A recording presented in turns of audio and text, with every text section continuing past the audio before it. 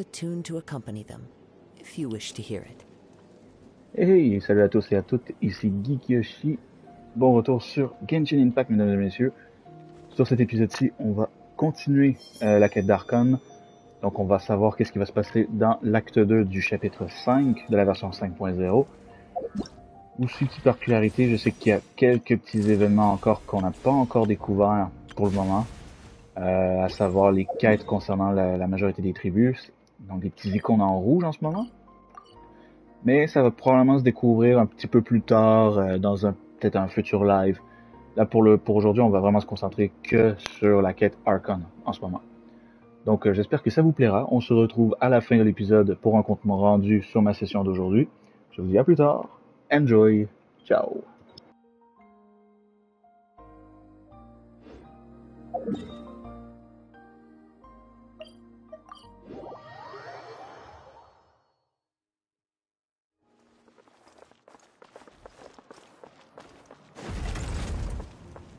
Time to go.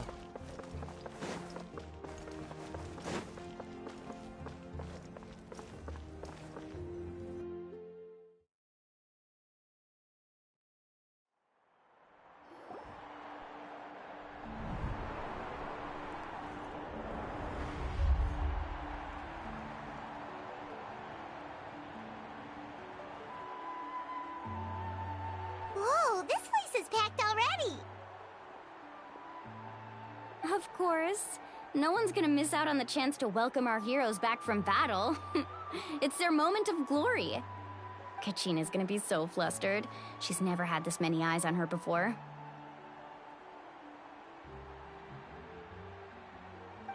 Yeah, she doesn't seem like the kind of person who likes being the center of attention. Looks like I'm just in time. Kanich, you're here! Yeah, a commission ran longer than expected, but I made it. I heard about the incident with your tribe, Mualani. Is everyone all right? Yeah, it's all taken care of. Our new friend here's got some tricks up his sleeve, by the way. He's just as strong as Kachina made him out to be. Hey, look! Is it about to start? That's right. Someone will come out and recite a eulogy, and then we'll sing the Ode of Resurrection together. Come on, let's find a spot with a good view. When the singing starts, just follow my lead and you'll be fine. Let's go somewhere higher up so Kachina can spot us.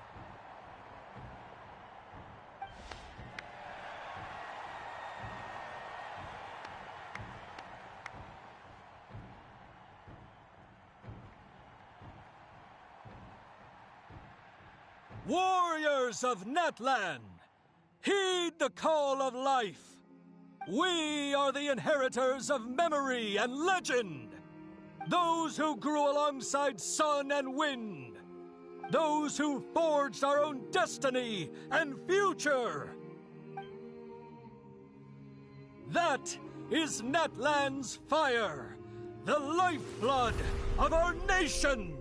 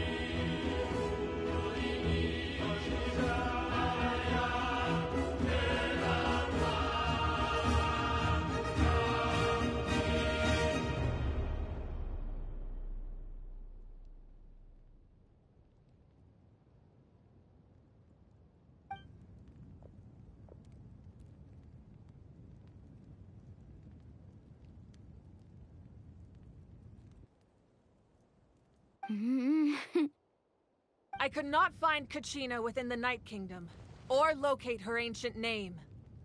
What? What does that even mean? Usually once the ode is complete, the Pyro Archon and resurrected person will emerge from the flames. But something went wrong. What's going on? This has never happened before. Well, I think it's pretty obvious. Clearly, the team sent to fight the Abyss didn't win after all. Think about it. The Ode rekindles all victors. We've witnessed it countless times. Since the Archon couldn't find Kachina in the Night Kingdom, that must mean there's more to this victory than meets the eye. Hey! You just haven't gotten over the fact that Kachina beat you in the pilgrimage! Pathetic. The both of you. Your wild guesses are misplaced. We completed our mission. Maybe you did, but who's to say whether that little girl even contributed at all? Maybe she got scared and ran off. Why would the YUB recognize someone like her, even if she was on the winning team? How dare you insult a hero of Natlan like that? Kachina sacrificed herself to repel the Abyss. She doesn't deserve to be subjected to your vile rumors when she's not even here to defend herself. Calm down, Mualani. There's no point arguing with the likes of them. I can't just sit here and let them slander her like that. To insult a hero of Natlan, the person actually has to be a hero. You... Think about it, everyone. Who do you think is really at fault here? A girl who never should have even gone to war? Or the great Pyro Archon? Why would the rules of our nation suddenly stop working? That's true. If she wasn't revived, it must mean she failed to achieve victory. Maybe the YUB interpret victory in different ways? I mean, that girl didn't look all that strong to me.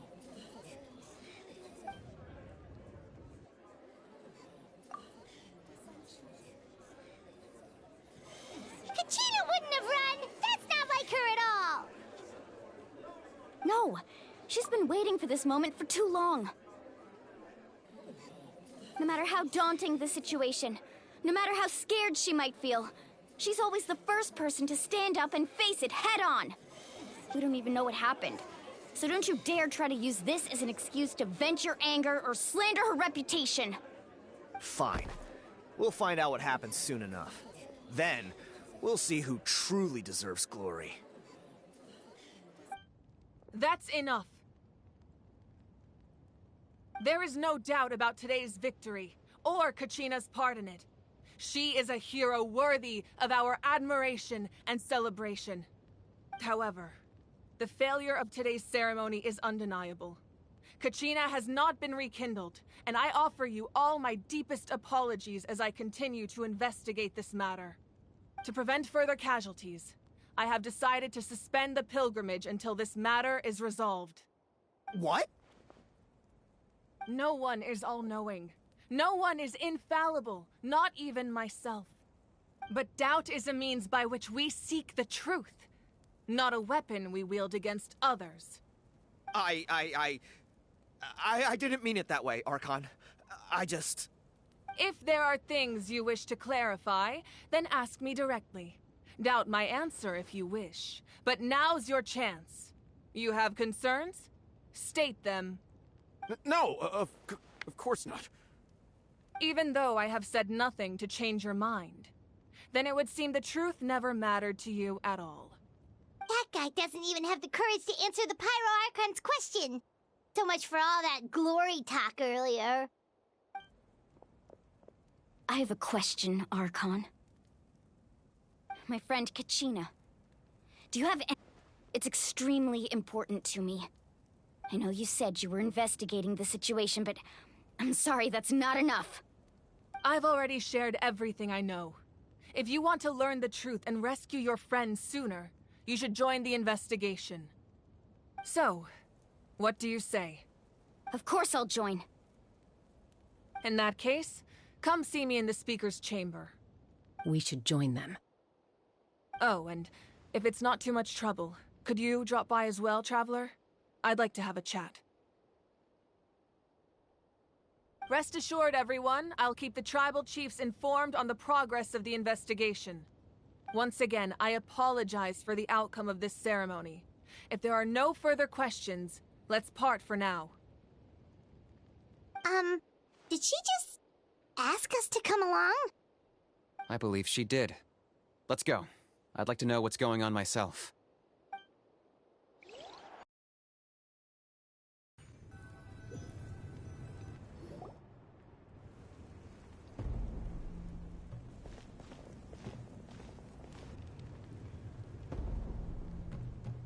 The situation is urgent, so I'll get straight to the point.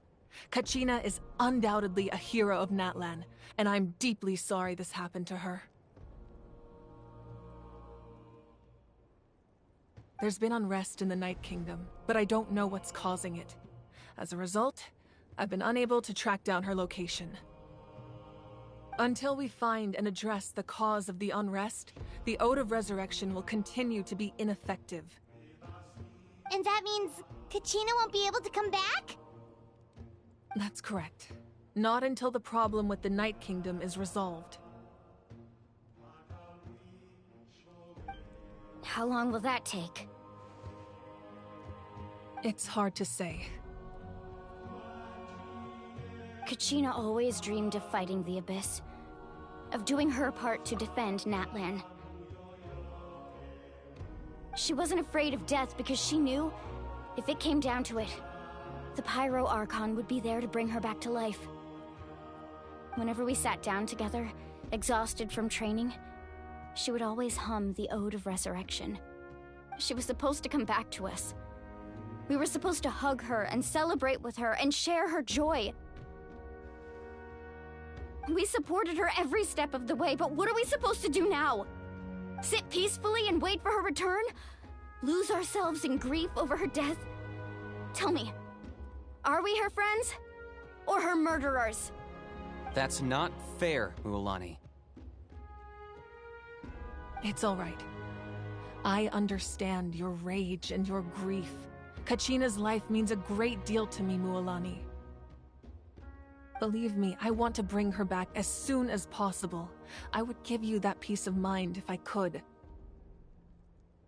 But please, hear what I have to say so I can at least give you a broader picture of the issue we are now facing.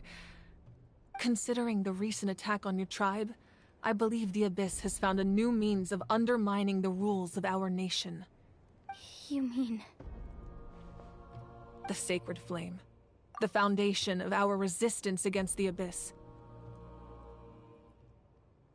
If we continue to hold the pilgrimage and send teams to fight the Abyss, there will likely be more casualties.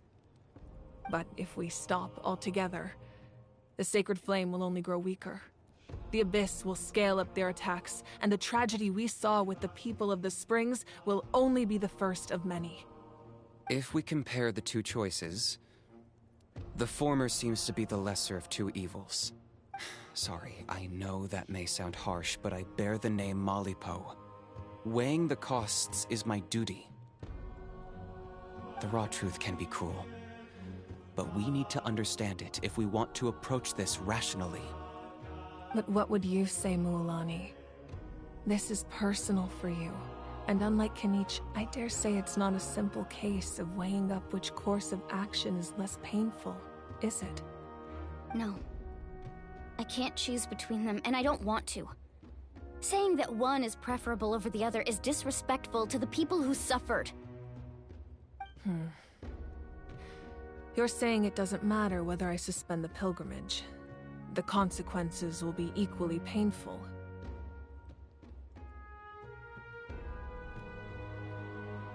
Yes. What happened to Kachina breaks my heart. But I couldn't bring myself to sacrifice other people for her sake. And that is the crux of the problem.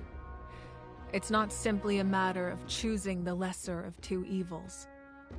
Either way, there will be people who suffer. And the end result will be the same. Belief in the pilgrimage will waver.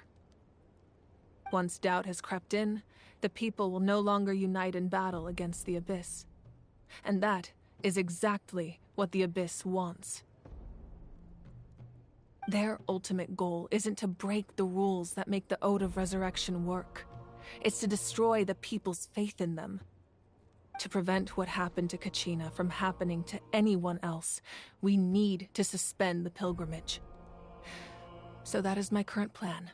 And in the meantime, I've made efforts to strengthen each tribe's defenses. Then, we have to find another way of strengthening the sacred flame to keep the Abyss at bay. This won't be easy.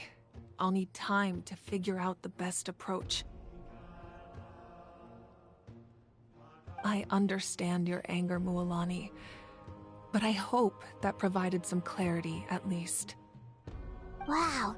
Paimon thought things were gonna get heated for a second, but the Pyro Archon took the time to explain everything so patiently. I owe you an apology, Archon. I let myself get carried away earlier, and I'm sorry. You're right. We need to focus on finding solutions. We could always hold the pilgrimage without sending a team to fight in the Night Warden Wars. That way, we would still be able to fuel the sacred flame. I've considered that, but the two events have nearly always been linked. Without the chance to fight the Abyss, pilgrimage rankings lose their prestige, and competitor numbers will drop. With fewer participants, the amount of contending fire produced will decrease, and the vicious cycle will continue indefinitely. So, essentially, the Abyss is taking Kachina hostage.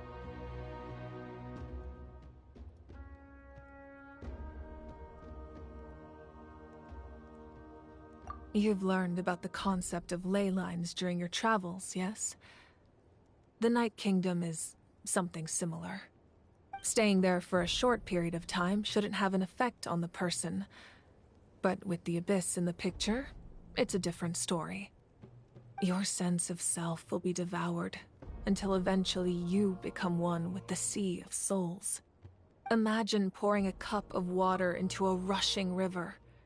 You can try to scoop up another cup, but there's no chance it will be the same water you had before. I won't sugarcoat it. That is the danger Kachina is currently facing. Just like you said, Archon. Both of these problems need to be addressed. You can focus all your efforts on dealing with the Sacred Flame. I will go search for Kachina. The Abyss poses the same threat to you as it does to her.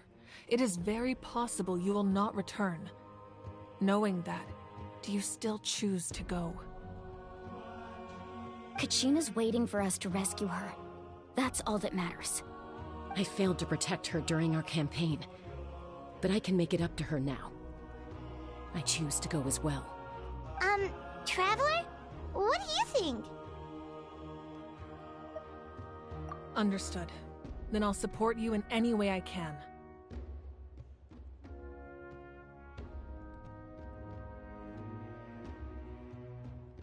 The Masters of the Nightwind have a technique that can extract an ancient name from the ley lines.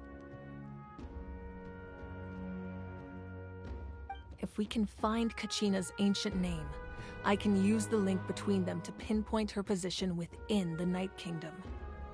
Then comes the hard part. You need to visit the Night Kingdom in person and rescue her. But isn't the Night Kingdom a land of souls? Can we even go there?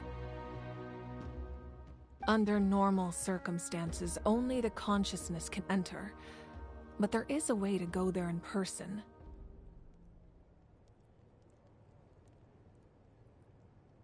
However, know that the Night Kingdom will attempt to repel you, and the Abyss certainly won't leave you be. That's fine by me. Same here. Fighting the Abyss is nothing new for me. So, Paimon's the only one who's scared? Well, if you're going, Traveler, Paimon's going too. Citlali of the Masters of the Nightwind once created an artifact that can be used to communicate with the Wyab. We call it the Spirit Speaker Stone. It was originally used as a ceremonial artifact wielded by the tribal chiefs, but that spiritual quality also means it can be used to search for an ancient name. That was the artifact I delivered to the Scions of the Canopy a few days ago. Didn't think I'd be hearing about it again so soon. Thank you so much for your help, everyone. Your thanks are unnecessary. I will offer you whatever aid I can, but your fellowship and courage are what will truly decide the success of this operation. Besides, you're the ones helping me. I can only focus on one thing at a time, after all. Traveler, I certainly didn't expect our first conversation to be so serious. I've heard all about your accomplishments. Ever since you arrived, I've been hoping to meet you and offer you Natlan's highest level of hospitality.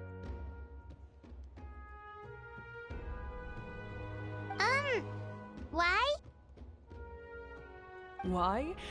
Is that not what happened in the other nations you visited?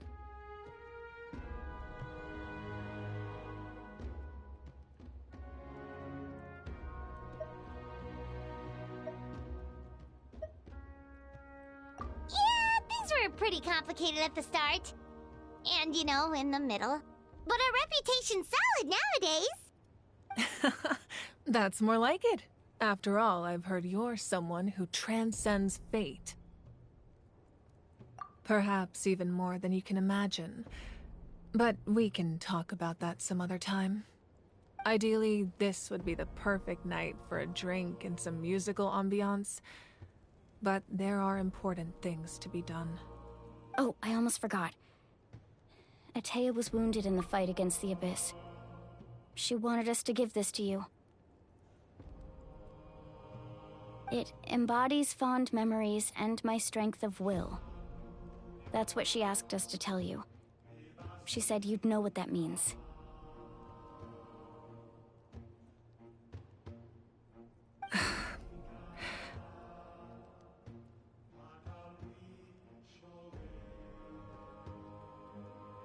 I didn't think this day would come so soon. The flames of her life force. I can feel them flowing within the talisman.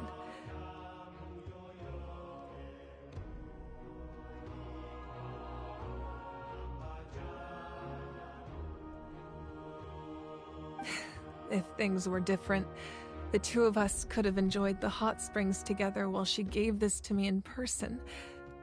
We're supposed to be hot spring buddies, after all.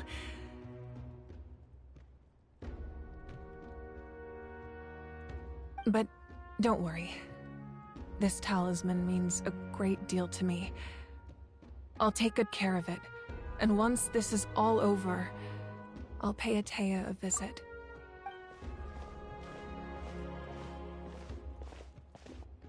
You said you didn't want to jeopardize the production of contending fire. But that's not at all why you decided to suspend the pilgrimage, is it? You're right. Even now, the production of contending fire is far from sufficient. The gradual corrosion caused by the Abyss has resulted in a massive shortage of pyro energy, and we're currently at the breaking point.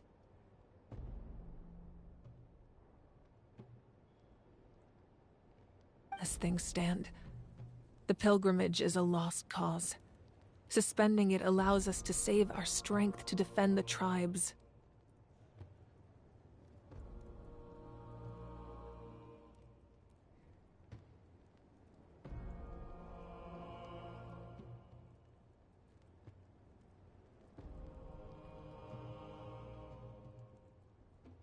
The Abyss has brought catastrophe to Natlan, and Kachina's disappearance in the Night Kingdom is a direct consequence of that. We can't let the general public know that. No. If the public learned that Natlan's destruction was close at hand, there would be immense panic. But if I said nothing at all, they would have continued to question the integrity of Natlan's heroes. Another simple choice. The latter was clearly the better solution. But you chose otherwise. I have never subscribed to the belief that the right choice is the one with the fewest sacrifices. Let's go. There's still a way for the sacred flame to last a little longer. You mean? Yes. Come with me.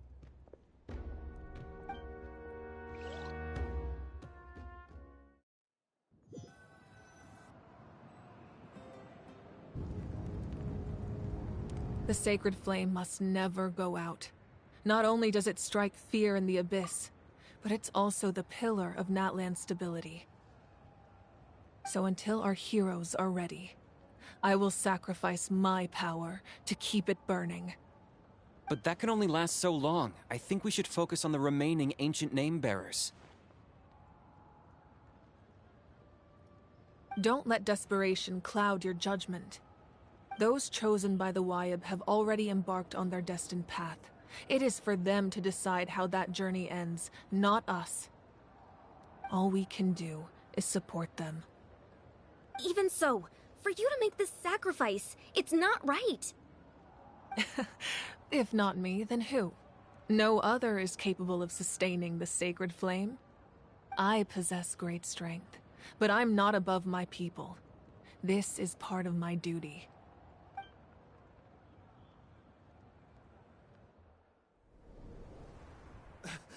Archon, it's the Fatui!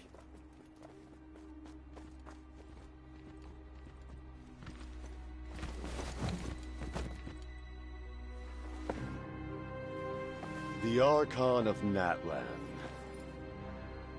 A force to be reckoned with. The secret of the ley lines is no secret to me. Long have they been destined for ruin. And since the oath made 5 centuries ago remains unfulfilled, what your hands? I don't know what you mean. But it sounds like this is about more than the Tsaritsa. In times of crisis, someone must pick up the mantle of salvation. Your plan has reached an impasse, and now it falls to me to create new rules for Natlan. But before the dawn of a new age, the old must be destroyed.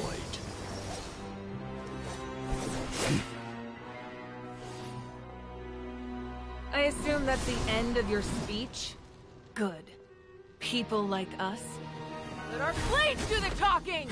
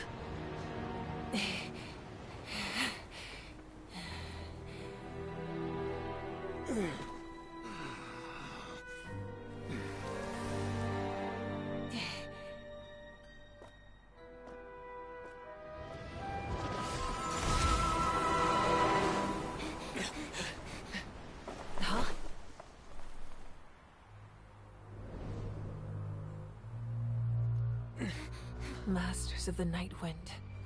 Send word. The captain and his followers must be apprehended.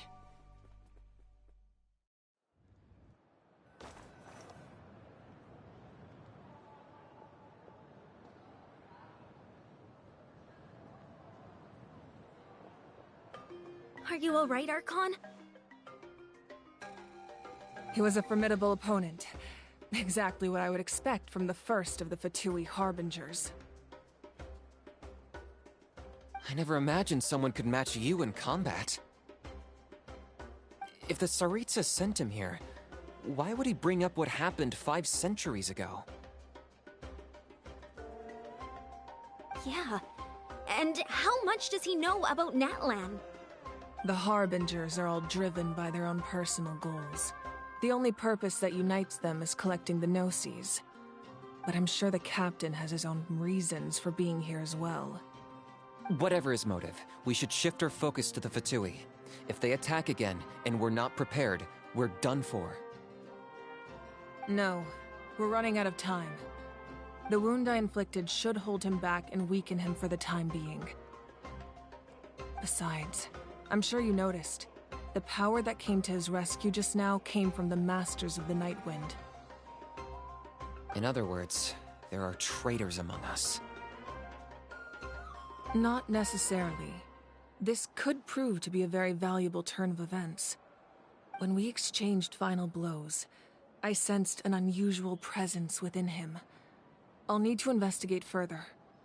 Kanich, go to the Masters of the Nightwind and look into who could have aided the captain. Speak to Citlali. She should know. Of course, I'll head out right now. Do you still intend to... Yes, but fear not.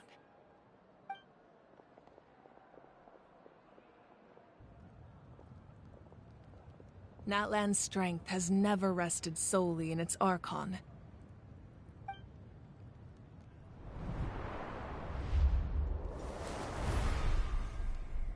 Together we foresaw the only path that leads to our nation's future.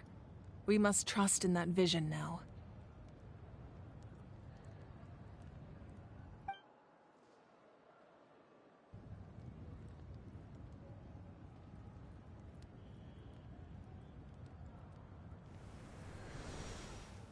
Is everything okay, Archon?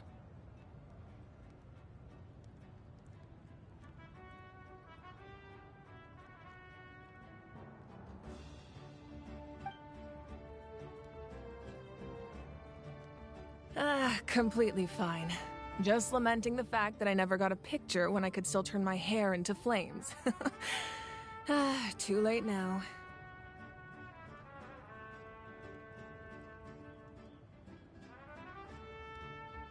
I just hope the others have a safe journey.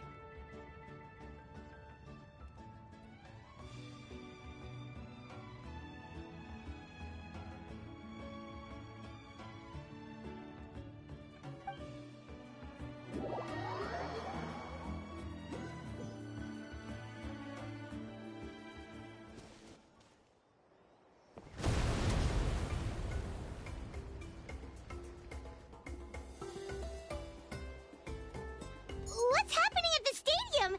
Did something explode? It feels like the Archon unleashed her power. She must be fighting a formidable opponent. Should we go back and check what's going on? Have faith in the Archon. She wouldn't lose in a one-on-one confrontation. Once we find Kachina's ancient name, we'll head right back.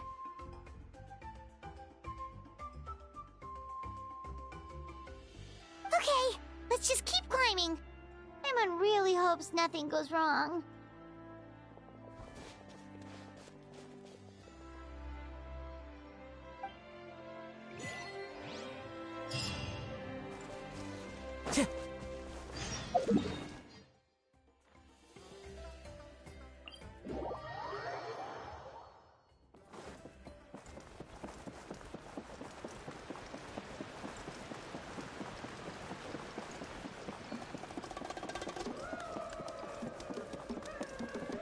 That's Waina, the tribal chief. Let's head over to him.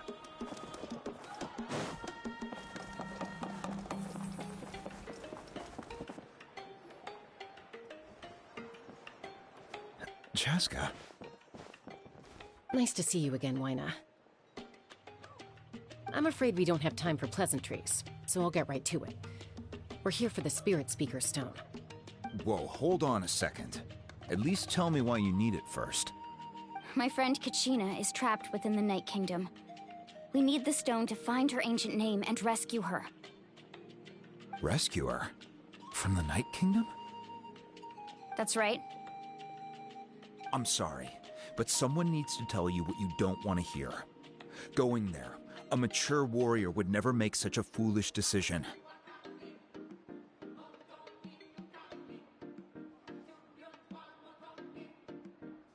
The nature of battle is unpredictable. You never know how it's going to end. Losing a friend is tragic, but when that happens, the best thing you can do is focus on how to prevent further casualties. I appreciate what you're trying to say, Chief Wyna. But if the price of maturity is abandoning a friend in need, I'll choose foolishness any day. If Kachina's still holding on, then so will I.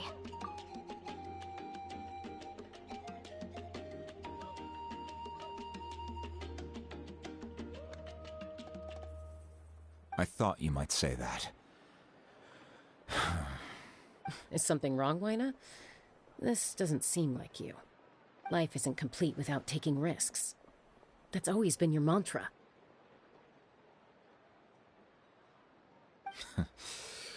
It's nothing. The Night Kingdom is a dangerous place. Can't blame me for checking if you were up to the task. If you're that determined, far be it from me to stop you. Here's the stone. Keep it safe, okay? It's not like we have a spare. Thank you. Huh. Seems like you two go way back. But aren't you from the Flower Feather Clan, Chaska? Oh, Chaska's a peacekeeper, so she's famous throughout the tribes. She's always the one people call to resolve conflicts, so we slowly got to know each other that way. Her younger sister Quichi's always hanging around our tribe, too. She's helped us out a lot in the past. Oh, you have a younger sister? Yes, I'll introduce you to her sometime. But let's get back to business. Wyna, how do we use the stone? As you probably know, your intended destination is completely different from the real world. The Night Kingdom is like a river flowing with concepts, and the ancient name you seek is like a tiny fish swimming downstream.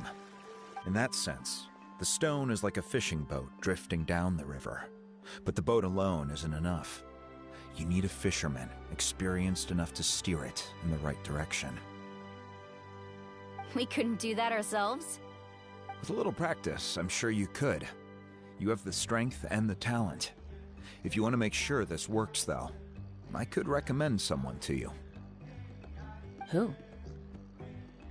Vichama, a legendary warrior and scout from our tribe. He's got a keen eye and a well-honed intuition. Even his ancient name means to seek. If you're fishing for a name, you're gonna want him on the boat. Vichama? Why does that name sound familiar? He's one of Auntie Atea's hot spring buddies. I've heard stories about him. Where can we find him? Ever since Malko passed, he spends most of his time gazing out at the scenery from the cliff tops. Follow the path that way, and I'm sure you'll find him. Thank you. We'll go look for him there. Good luck. I hope everything goes well.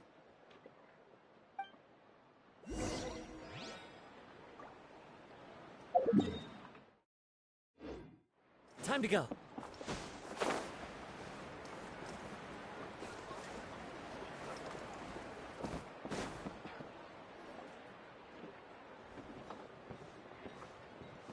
Someone admiring the scenery from the cliff tops. Ah! That must be him! Hello there, are you Vichama? That's me. Did you need something?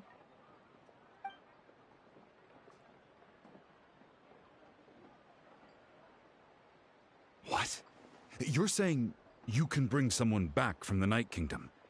How is that even possible? No, if you really think about it, anything's possible in that kind of place. But that would mean... Are you okay? You don't look so good. Everything's fine. I'll help you, but I do have a small request. After I help you find Kachina's ancient name, I want to use the stone to look for my friends as well. Your friend? Oh, why not mention someone named Malco? Is that who you're talking about? Yes, but I'd rather not get into it if it's all the same to you. That's not a problem. We agree to your request. Yeah. Since you're helping us find Kachina's ancient name, it's only right that we return the favor. Then we're agreed. Can I have a look at the stone?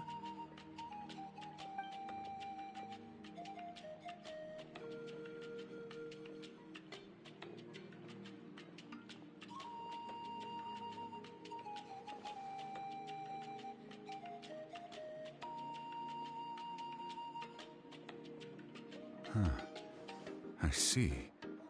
From what I can tell, it functions almost like an abyssal pylon.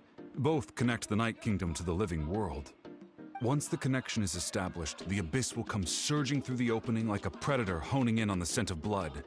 So we have to be sure not to use it in a tribal settlement. Wow, you got all that just from looking at it? I just picked up on the basics, really. I still have no idea why it works. You said someone named Lali invented this. They must be a genius. I'll go find an open area and start setting things up. In the meantime, I need you to get 2 things for me. We'll go right away. What do you need? First, I'll need some hook ropes. Pretty much every store around here carries them, so no need to go anywhere special. Oh, and I need to build a net out of them, so make sure you get a good amount.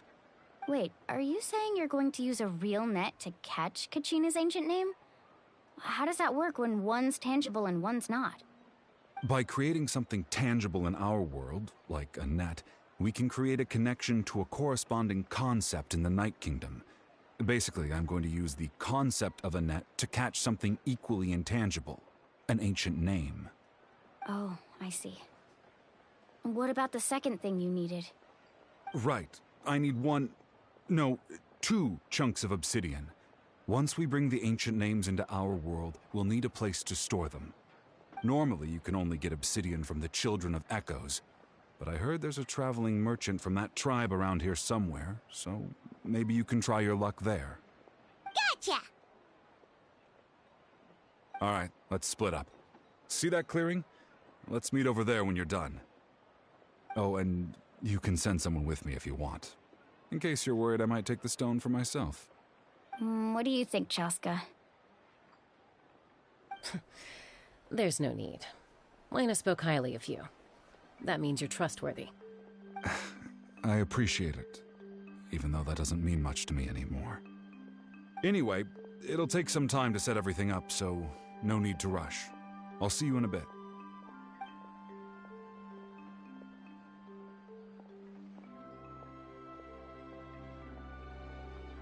What an odd guy. He seems so defeated, but also really invested in the stone at the same time. I don't have any more insight than you, Paimon. Let's just focus on the preparations for now. Hang on, Kachina. We're coming for you.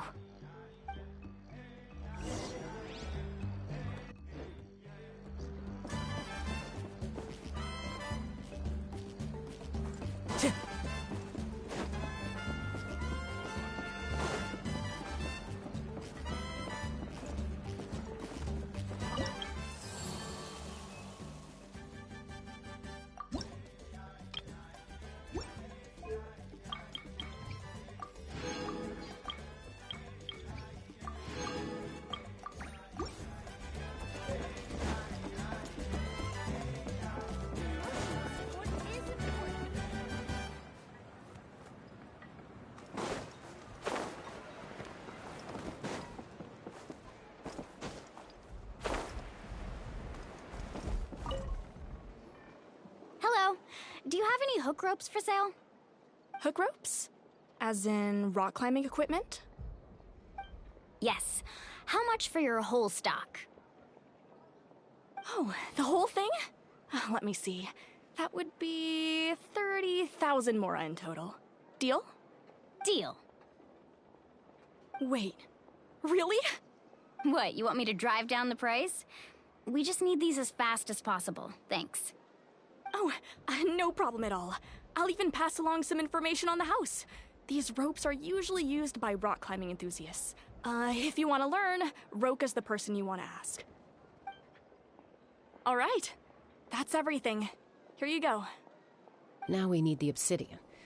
Let's go talk to the traveling merchant Vichama mentioned.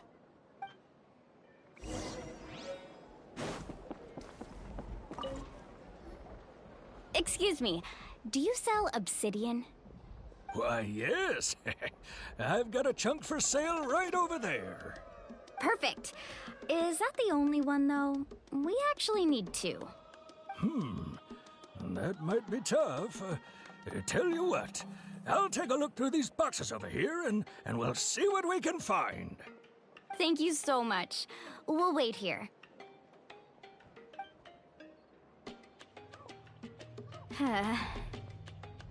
Relax. Everything's going according to plan. I know, it's just... I could tell Vichama feels the same way about his friend that I do about Kachina. I hope this chunk of obsidian isn't the only one. Kachina always carries all sorts of shiny stones with her. If I was the one trapped in the Night Kingdom, she'd have a whole pile of obsidian ready in a heartbeat. Well, would you look at that? I did bring an extra. Here you go, young lady. How does it look?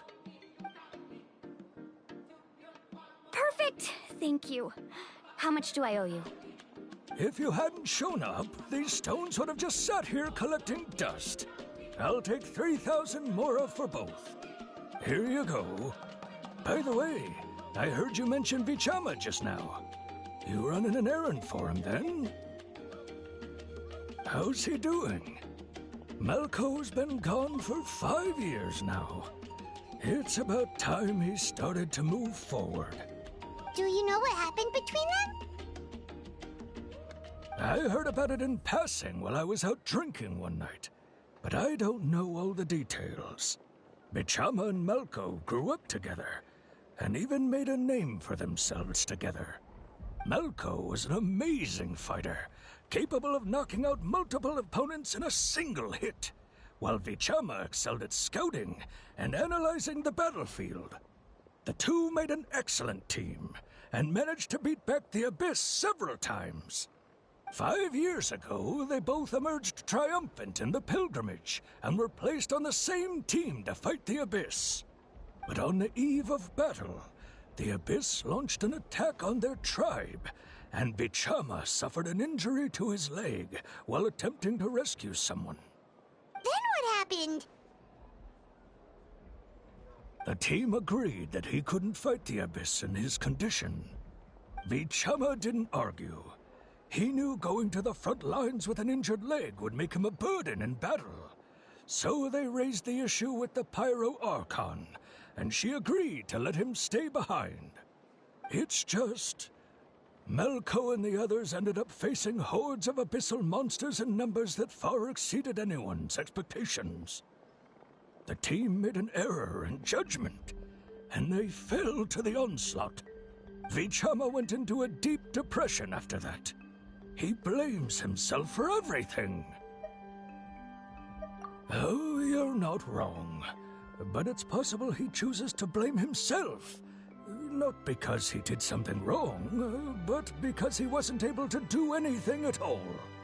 I've tried convincing him to move forward, to stop dwelling on the past. But the shadow of Malko's death hangs over him still. The Abyss has caused so much suffering, and some wounds never heal. I wish there was something he could do to make himself feel better. But... anyway, that's the gist of it. Maybe you could help him talk things through sometime. I would really appreciate it.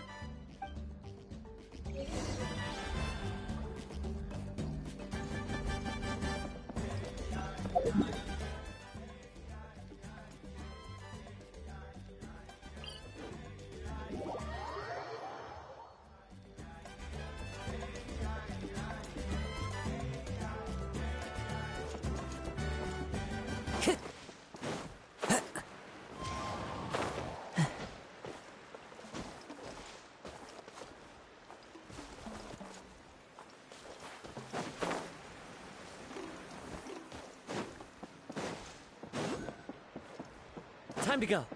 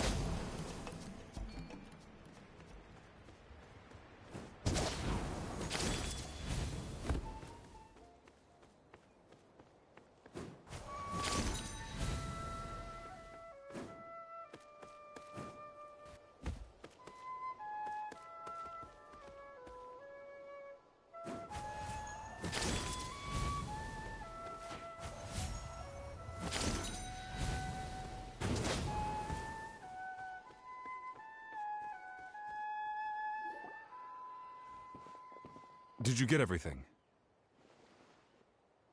Yep, it's all here. When do we start? I've made all the necessary adjustments, so we're good to go. As agreed, I'll help you find Kachina's ancient name, and then you return the favor. Go ahead.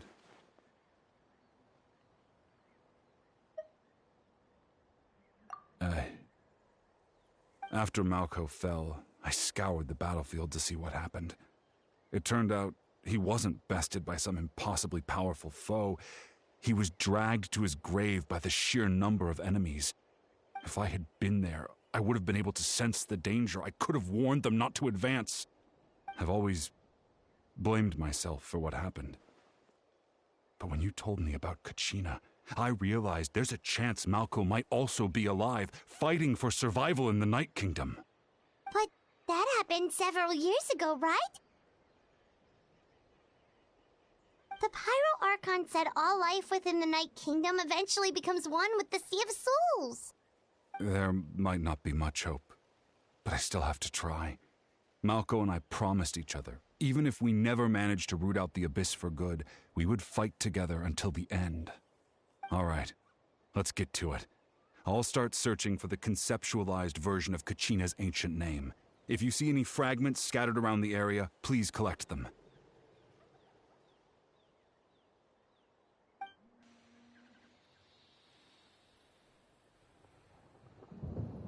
Make sure you prepare yourselves for battle. As I said, the stone will link the mortal realm to the Night Kingdom. The Abyss will likely emerge in response. Look at that golden thing. It must be one of those fragments Vichama mentioned. Let's get closer. Time to go.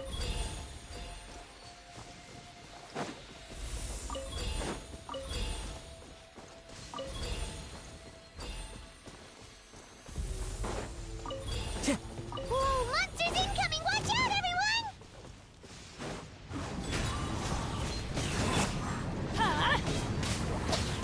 I'm going in! Off we go! I see everything. Transfixed!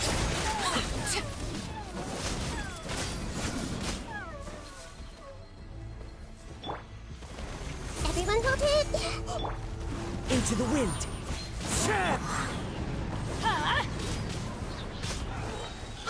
Everybody stand back! Commit it to memory. Fallen leaves, adorn my night!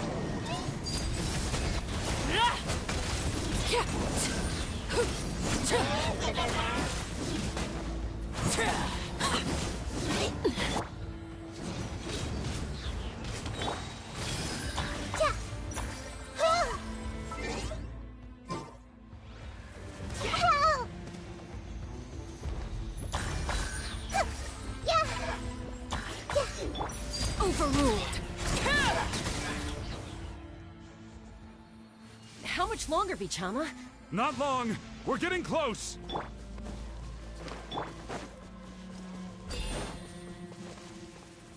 Time to go.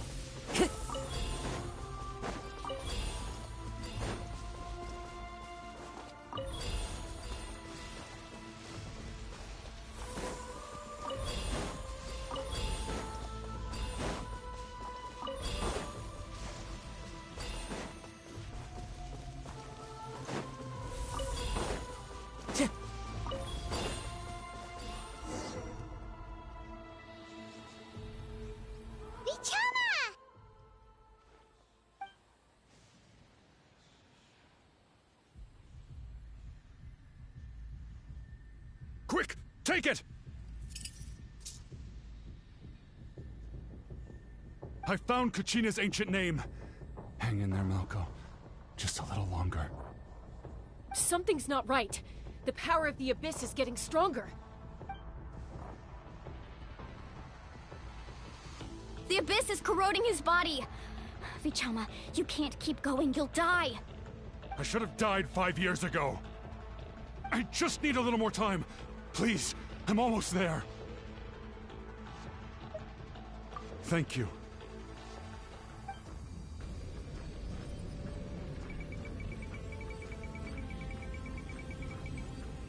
Whoa, watch out! The power of the Abyss is strong.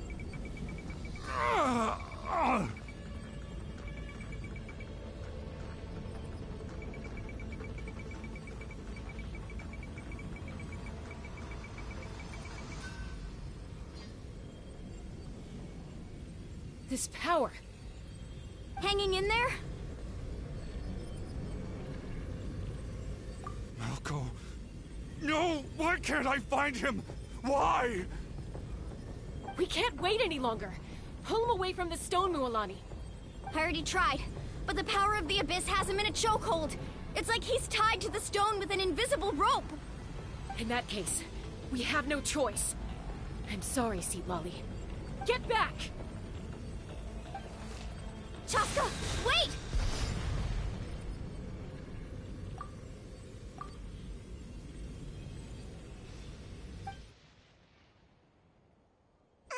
Ouch! What happened just now? It looked like the Spirit Speaker's stone was... The stone's power was spiraling out of control. The only way to stop it was to destroy it. You were all caught in the shockwave of the explosion. You might feel dizzy for a while, but that's normal. Give us a heads up next time, will you? You're lucky we managed to dodge it in time. I thought I said to get back. Yeah, barely a second before you made it go poof. Not everyone has your reflexes, Chaska. We were this close to getting dragged into the explosion. Okay, I'll be more careful next time. At least Kachina's ancient name is still in one piece. Wait, where's Vichama? Vichama! Vichama! I couldn't find Malko's ancient name. It must be completely gone by now. Once your ancient name disappears, there's no coming back. From the very beginning, I knew there was a slim chance, but still. And now... it's too late to save him. From the minute he left that day, it was already too late. Vichama. I'm sure he's heard enough condolences over the years. Let's just give him some space. Huh? What's that in your hands, Vichama? It looks like something's glowing! Huh? This is...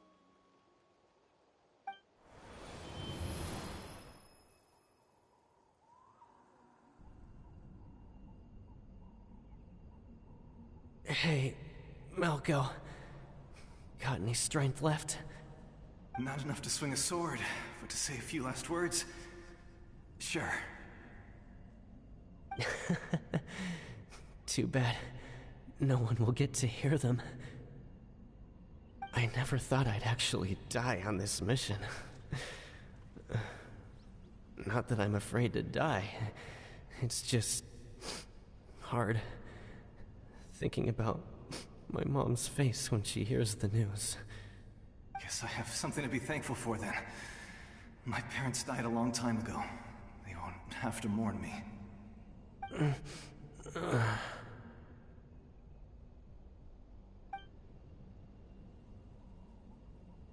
Pisak! Always had to beat me at everything, didn't you? Right to the end, you were never one for goodbyes. Maybe you're right. Maybe no one will get to hear our last words. But just in case, Vichama, I'm so glad you didn't come with us. Don't be sad. Just keep on living. For the both of us.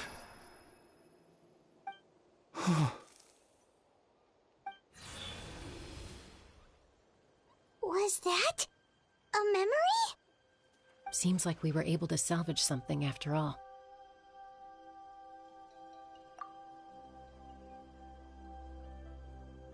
Of course. Seeing him, hearing his voice again, it makes me unbelievably happy. But it also brings with it an even deeper pain. A deeper pain? Why? Malko was always the type to put on a brave face. But in that memory just now, his hands were shaking, and his smile was forced. For all these years, I regretted not being able to fight alongside him to the end. And now I know, at the end of his life, he was thinking the same thing. Vichama. I'm fine. Actually, I heard Chief Wyna wasn't really on board with your plan to go to the Night Kingdom. When you asked for my help, I hesitated too. I knew helping you find your friend's ancient name meant leading you one step closer to danger. But I also understood why you had to try. Everyone has regrets in life, but not everyone gets the chance to make up for them. Once allowed to fester, guilt strips us of our most valuable qualities as warriors. In that sense, we might as well choose the braver path from the very beginning. If I could do it all over again, I would have followed Malko to the front lines no matter what. Even with an injured leg, there were still things I could have done. That way, even if the outcome stayed the same, I still would have fought alongside him to the end. There are critical junctures in life, and if you don't seize the chance to act, there's no going back. That's something I had to learn in hindsight. But you're still at the crossroads of your journey, so I hope you can walk away without regrets. Thank you, Vichama. I feel even more determined now. Kachina will come back to us. I'll make sure of it. I promised I would find her, and I intend to keep that promise. That's good to hear. Strange. My body, it's... Once abyssal corrosion enters the body, a portion will fuse itself to your internal organs.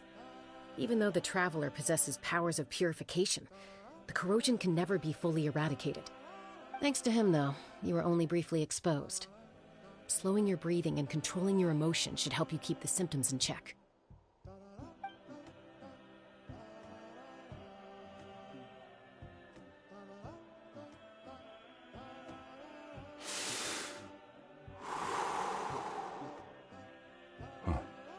That does make me feel better. You seem very knowledgeable about all this. Just speaking from experience, that's all. Anyway, we've recovered Kachina's ancient name, so we're off to a great start. Let's get Vichama back to his tribe and tell Wyna the good news. Oh, and apologize for destroying the Spirit Speaker Stone. We had no choice, though, so he'll probably understand. Right?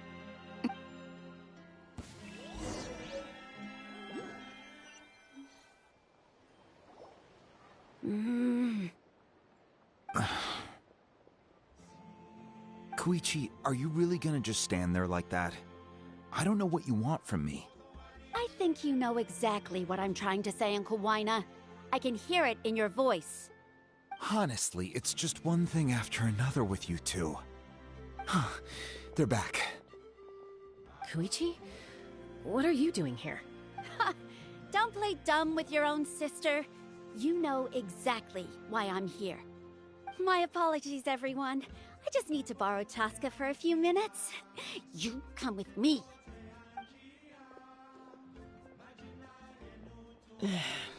I'll be just a moment. Who was that? QUÉTE, Chaska's younger sister. Although the two aren't actually related by blood, it's kind of a long story. It's not really my story to tell, but I guess it's not a secret. You see, Chaska was actually raised by cuckoo sores. She was afflicted with a rare disease when she was a child, and abandoned in the wild as a result. The Abyss found her out there, all on her own, and tried to devour her. But in the end, all that did was trigger her will to live. That strength of will pushed her to survive. But it also planted a seed of conflict within her. Eventually, she was adopted by the cuckoo sores.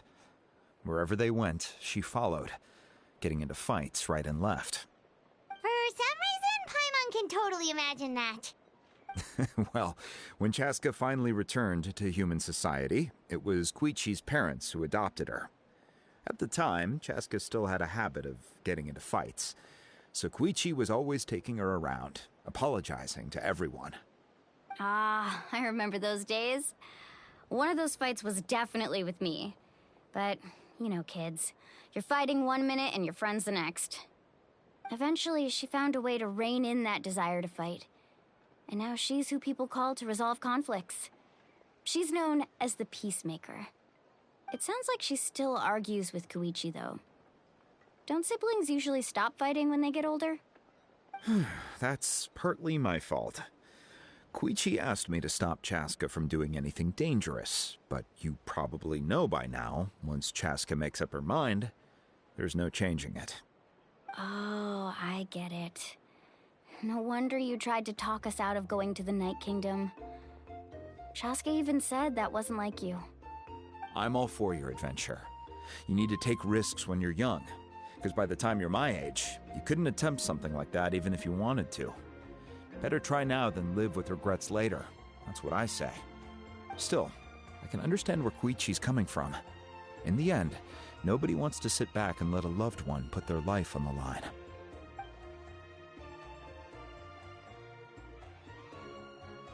All right, it's just the two of us now. You have 1 minute to explain yourself. I don't have anything to say. You don't have to approve, but you should know I only do what's necessary. That attitude is exactly the problem.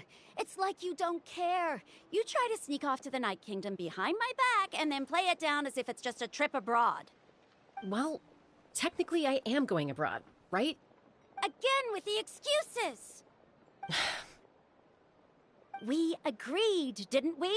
There are 4 levels of danger. If it's not something urgent, you can only engage in level 2 danger and below. You can only go up to level 3 if a situation is so dire there's absolutely no alternative. But a trip to the Night Kingdom? If that's not a level 4, I don't know what is. And you were just going to sneak into the place without saying anything. What do you mean, sneak into the place? I always planned on walking in there with my head held high. You bought off Uncle Wina, didn't you? He promised me he'd stop you from doing anything dangerous. Oh, it's like he didn't even try. You feel like he went back on his word. What if I told you my mind was made up, and there was nothing he could have done? Not even by force. Oh, I knew it! So he did try to say something, but you didn't listen. This is important. If you were in my shoes, you'd make the same decision. You don't know that? I'm a doctor, and I handle logistics. If you're going to waltz into a dangerous situation where you could lose control at any moment, it's my duty to say something. All right, whatever. Anything else?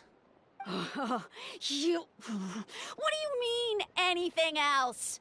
Why don't you reflect on what you've done and promise me you'll stay put? Time out. Is this one of our normal arguments or a serious one? Chaska, does it sound like I'm joking? Then, you need to know something. What happened to Kachina was partially my fault. I can't leave her there to die. That's not who I am. But the person you become when you lose control, that's also not who you are. That's a different issue. You said it yourself. A person is only as good as their morals. If I want to live in Natlan, I need to display qualities that make me worthy of this nation. I've also told you that managing your condition is equally important. Sometimes you have to make sacrifices. All right, let's stop this here. If we keep going, I might actually have to get serious. And I think Weina prefers his roof attached to his house. Is that a threat? That sounds like a threat to me. Koichi! Younger sisters are supposed to listen to their elders. So, you're really going to go, no matter what I say? I'm supposed to be your sister. Then support me. I'll be back. All you have to do is wait. Chaska. So, that's it. Why'd you have to turn out to be so darn annoying?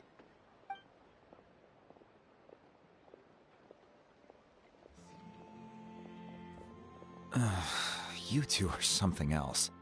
Something you wanted to say? I know you aren't related by blood. You two sure are similar. Really? You know, I said that very thing to Koichi not too long ago, and she reacted the exact same way, down to the very tone of voice. It's not my place to get involved, but I will say this. Try to spend a little more time with your sister. You're tough kids. That doesn't mean you have to go it alone. Thank you. Anytime. All right. If you're done with the Spirit Speaker Stone, you might as well hand it over. According to Kinich, it's an important ceremonial artifact, so it'd be safer to keep it with me. About that... If only Tone-Deaf Bard was here, he could have repaired it just like the Holy Liar. It might be in a few more pieces than you remember. Huh?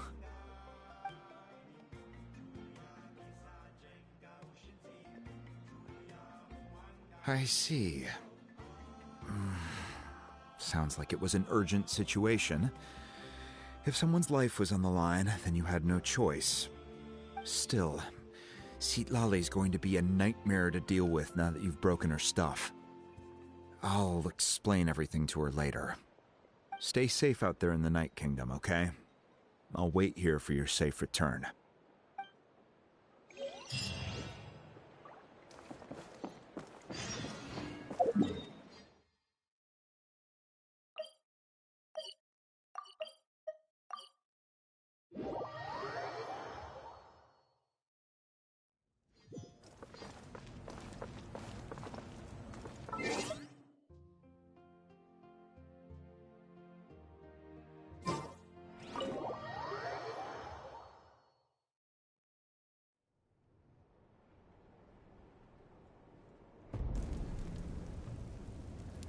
We're back! We found Kachina's ancient name, too! Well, it's fairly complicated. Let me give you the condensed version. The Fatui again? We can't go anywhere without them causing trouble. But what if the Fatui finds out you've lost your power? Won't they try to take advantage of the situation? That's why it has to be our little secret. No one else can know, or we're asking for trouble. Look, I wish I could offer you some sort of consolation, but I won't lie to you. With multiple factions closing in, there's nothing comforting about the situation we're facing. Still, all you need to do is focus on your goal. You can leave the complicated matters to me. I can also step in on the Pyro Archon's behalf. There's a limit to what I can accomplish, but I'll help you however I can. There's no need to be so modest, Yan-san. Your incredible strength has long been a well-known fact. You're the pride of your tribe. Archon, I'm sorry about before. You have so much on your plate, so much that you have to worry about. But all I could do was focus on my own feelings. You have nothing to be sorry about. We all get overwhelmed by our emotions, myself included. Your reaction to Kachina's disappearance, I understand that feeling very well. Well, now that we have Kachina's ancient name, let's go track her down. Follow me.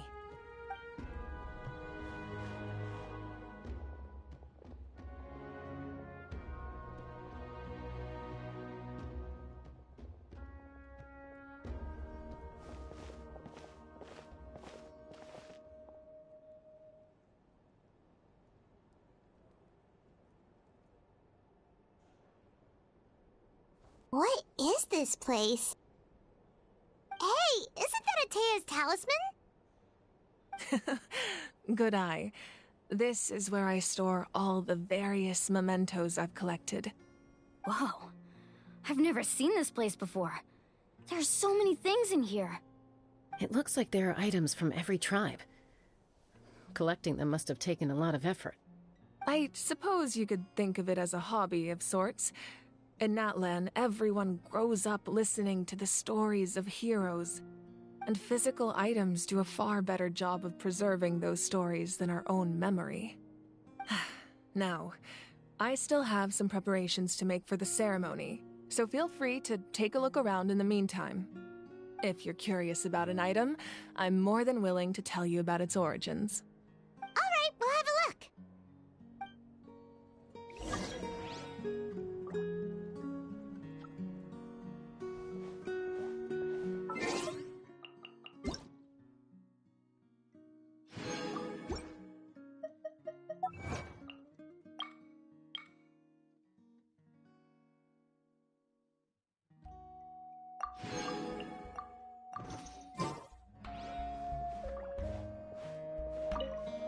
Make sure to handle everything with care. This cup, for example, it's heavier than it looks.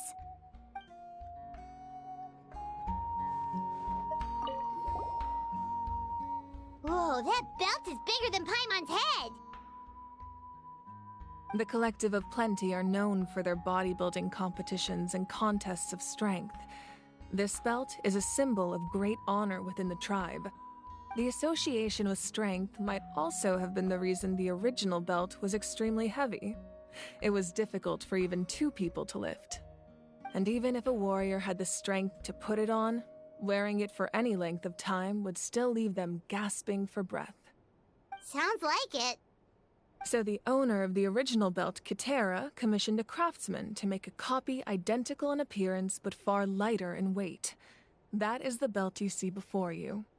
He would often wear this version when training in order to protect his waist. Or he made a lighter version so he could wear it all the time and show it off.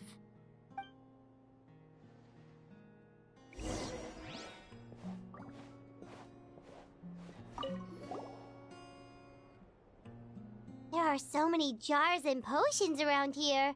Do they have anything to do with alchemy? No, those belong to the Masters of the Nightwind. They're ceremonial tools used to amplify the ability to communicate with the Night Kingdom and the Wyab.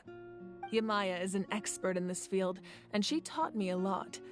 Even though she appears stoic and serious, she actually has a keen sense of humor. The tools you see here are quite traditional. Her students found them outdated, so she passed them on to me. The contents of the jars aren't all that special. Oh, except the big jar in the middle. That's what she really wanted to give me. Ooh, must be something really cool. What's inside? Grape juice. Huh? It's quite tasty, although probably expired by now.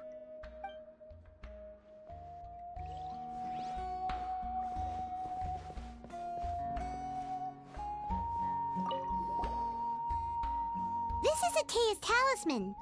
I'm sure you're familiar with this one already. Atea was rarely ever without it. The talisman brought her a lot of luck in battle.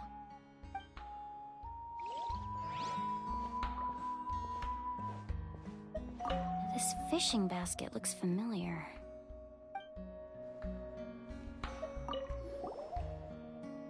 Hey, there's a fishing rod here. It must have belonged to the people of the springs. That's right. It belongs to a legendary fisherman named Matavaru.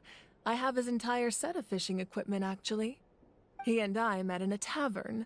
He told me about a particular kind of giant fish and his meticulous plan to catch it. In his eyes, I saw a hunger and a strong fighting spirit. To him, the sea was the battlefield upon which he staked his honor. So, did he do it? The next time I saw him, he was covered in scars. It turned out the fish he sought had been corroded by the abyss. He managed to kill the fish, but sustained a serious injury in the process, which meant he could never go deep-sea fishing again.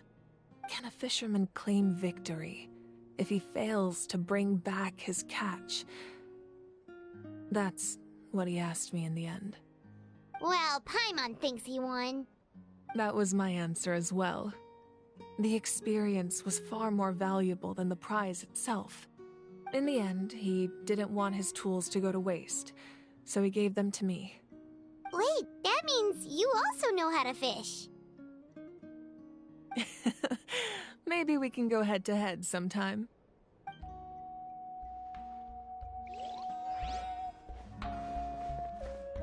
This flower looks like it's thriving. You must be good at taking care of plants, Archon.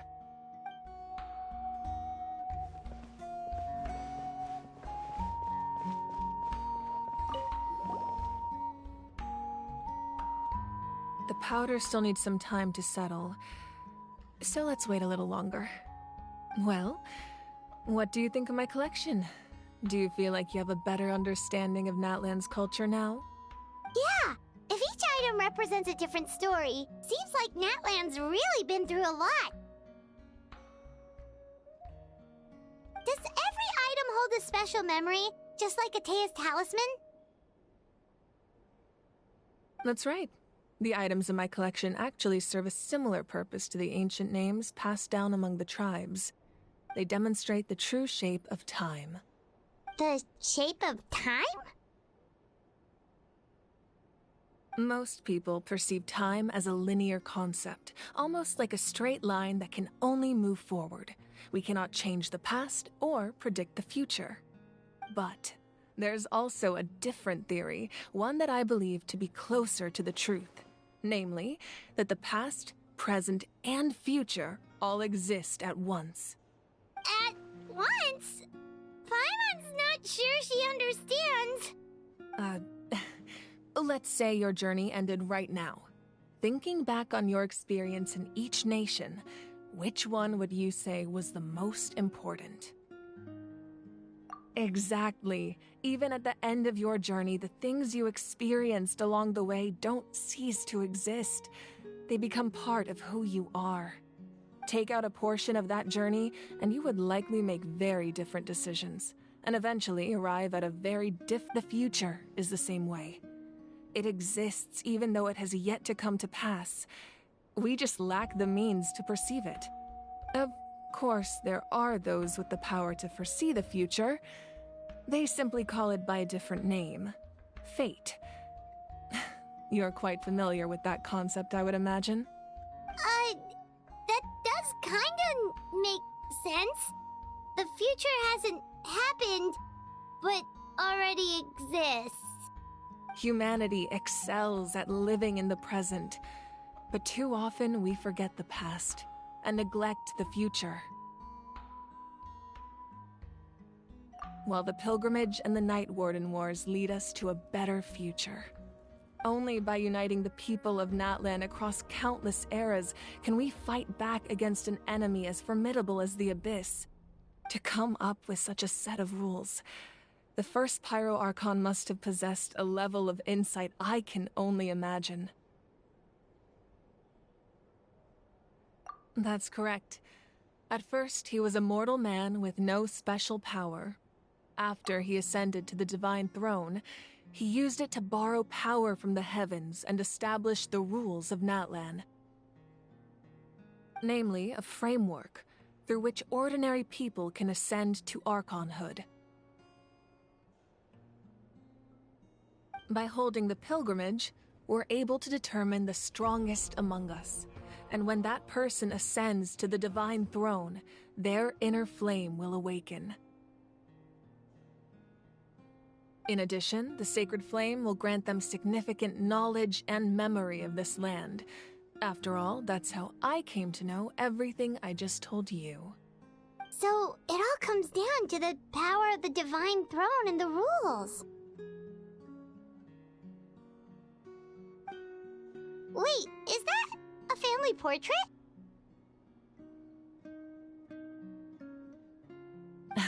Yes, that's my mother, father, younger sister, and the little saurians we raised. I turned a piece of my dad's leather armor into a canvas and commissioned a famous artist to paint our likeness. Your sister is so cute! It looks like the two of you are really close. Paimon was having a hard time thinking of an Archon as an ordinary person, but seeing this portrait, it kind of makes sense now. It really doesn't look like there was anything special about you before. Oh, wait, is Paimon allowed to say that? A little late for that question, don't you think? Sorry! Paimon's so sorry! Paimon's mouth works faster than her brain sometimes! It's alright. I'd never get upset over something like that. No matter what others may say, my past is a precious part of my identity. I'm forever proud of the life I used to lead. Becoming the Archon doesn't mean you sever ties with your family.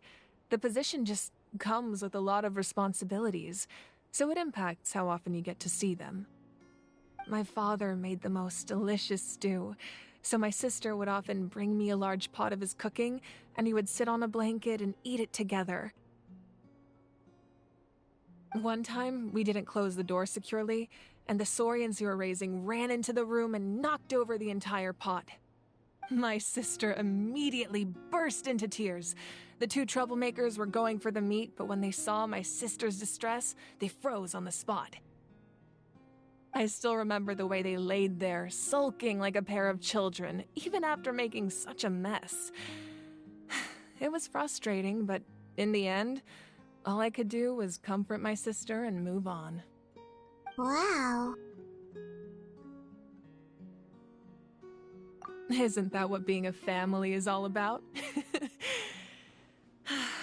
I think about that story a lot, actually. As the Archon, I made a vow to defend this nation, and experiences like that, they remind me exactly what I'm trying to protect. Well, what happened after that? This portrait looks pretty old. Your sister must be all grown up by now, right? I believe she ended up working as an architect and artist. She built many houses and crafted many beautiful works of art. Anyway, that's enough about me. Now that the powder is settled, we can begin. Ian-san, Mulani, Chaska, over here please. Place the ancient name up there, and then we'll begin.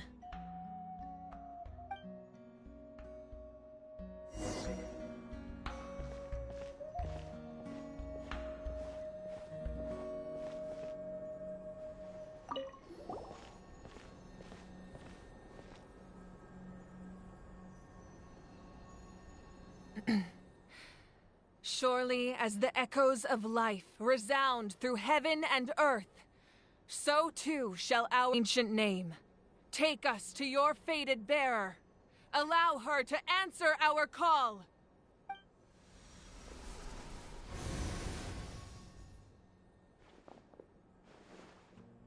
Am I hallucinating again? Kachina, are you okay? Huh? I'm not seeing things, am I? Is the Abyss playing tricks on me again? It's okay, Kachina. It's just us. We're trying to find a way to bring you back. Everyone, you have to listen to me. I've been investigating the Night Kingdom this entire time, and I figured out what's wrong. The Wyab is being affected by the Abyss. I was waiting for the Wyab to send me back, but then this really strong monster came in and it almost killed me. The Wyab saved me, even though its power is weakening, so I've been hiding from the monsters while trying to find a way to help. The Night Kingdom has become a huge mess, though. I keep hearing these awful sounds and seeing really horrible things. Don't listen to those sounds, Kachina. The Abyss is trying to strip you of your sanity. All you need to do is stay safe and wait for us. We'll be there shortly. It's okay. I feel so much better now that I've had the chance to talk to you guys. You don't need to worry about me. I've never been strong or special at all, really. So I don't blame anyone for forgetting about me or leaving me behind. Just knowing you care is more than enough. I'll find a way back. You don't have to put yourselves in danger to come rescue me. You're always like this, Kachina. Now's not the time to act tough. We're coming for you, and that's final. I don't know what lies the Abyss has been feeding you, but I'll tell you something right now. Nobody here sees you as a burden. You're a victor of the Night Warden Wars, a hero of Natlan. All you need to do is wait for us to rescue you, and you'll get all the applause and recognition you deserve.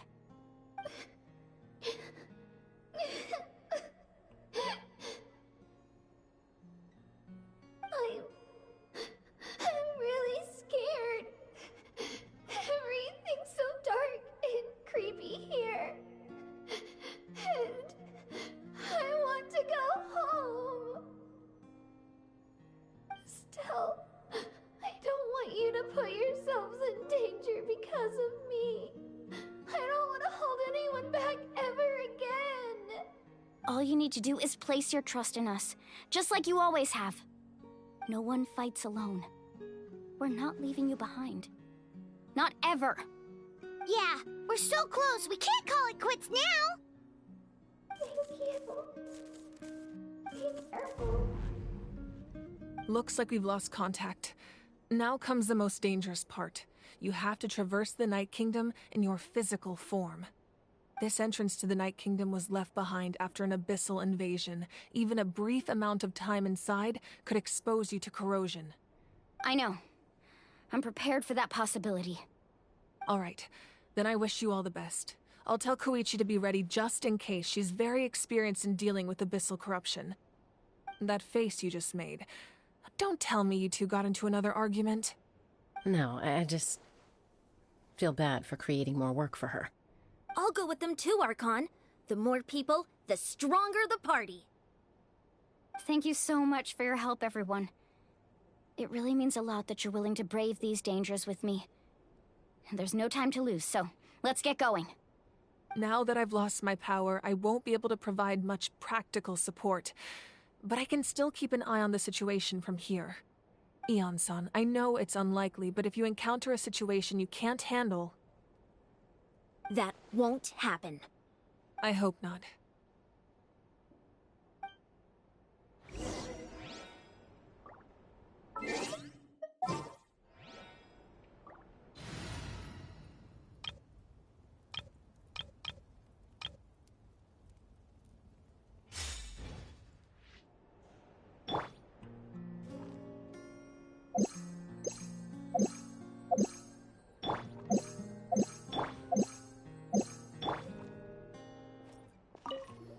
Be careful out there.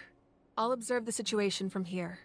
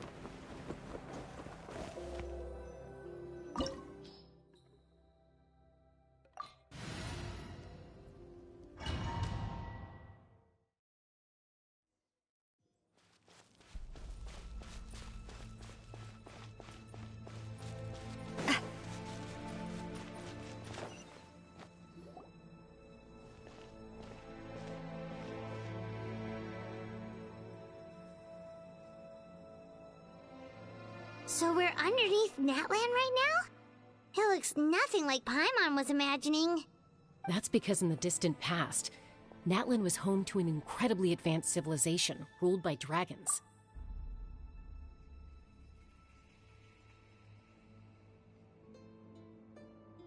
Humans only established their own society after the fall of the dragons. So these are Saurian ruins?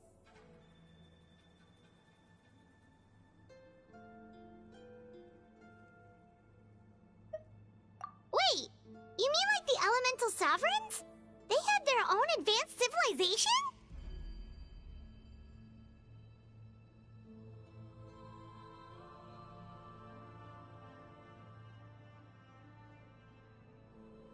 Yes, a really long time ago. Very few records have survived until now, so no one really knows what the devices here are for. These ruins have been abandoned for a long time, but with the recent increase in Abyss activity, the installations around here have somehow been activated again. So what you're saying is, we're not in for an easy trip to the Night Kingdom. No. It's going to be obstacle after obstacle from here on out. Why are you all laughing like that? It's creeping Paimon out. It's the pre-adventure excitement kicking in, right guys? Of course. I'm eager to get started. Then let's go. We won't let anything stand in our way.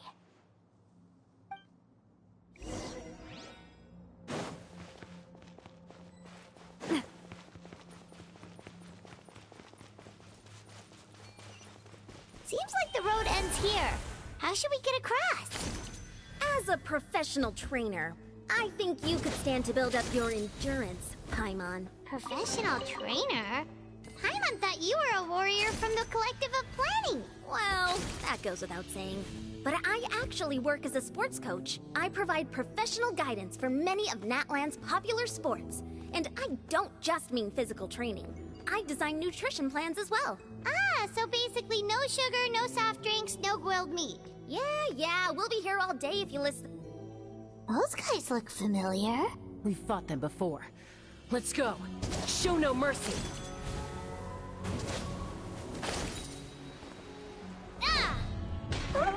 Illusion shattered. Teamwork is strength. A proper send-off from the sky.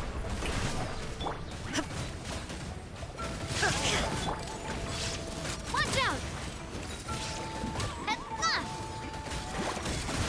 Hey there!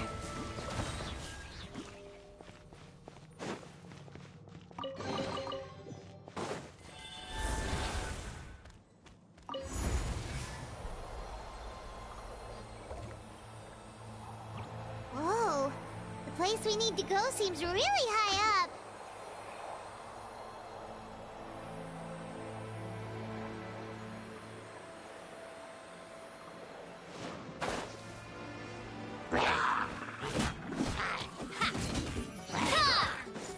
Feeling lucky?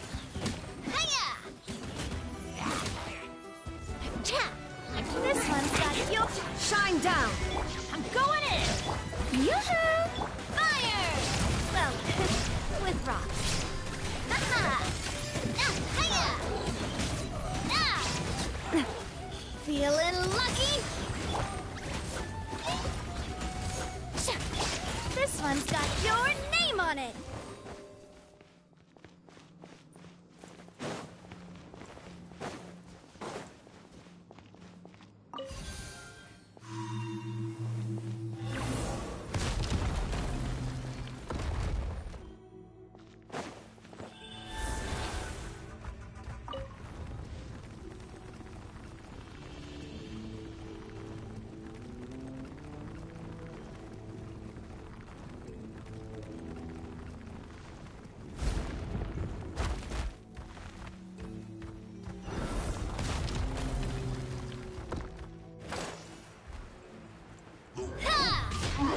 Everybody stand back!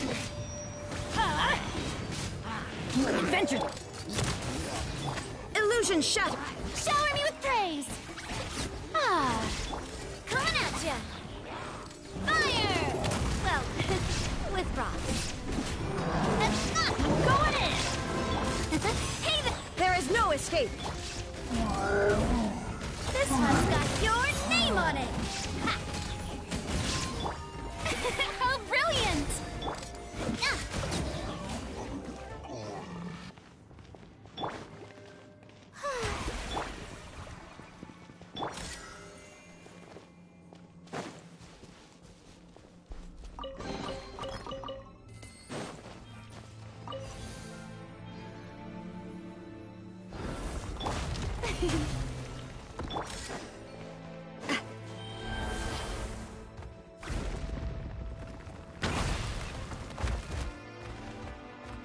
This is the final stretch. We just need to climb up, and we'll be there. Nothing to it. Easy for you to say.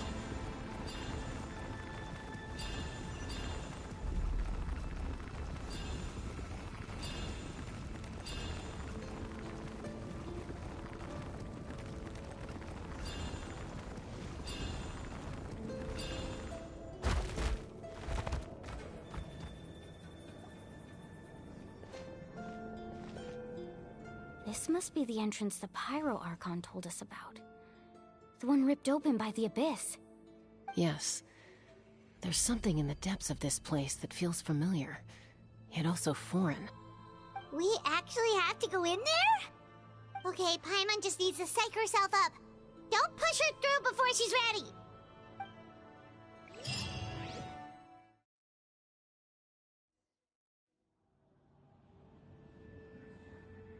Hey!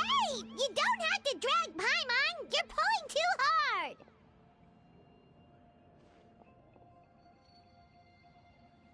Looks like we made it. This is the Night Kingdom.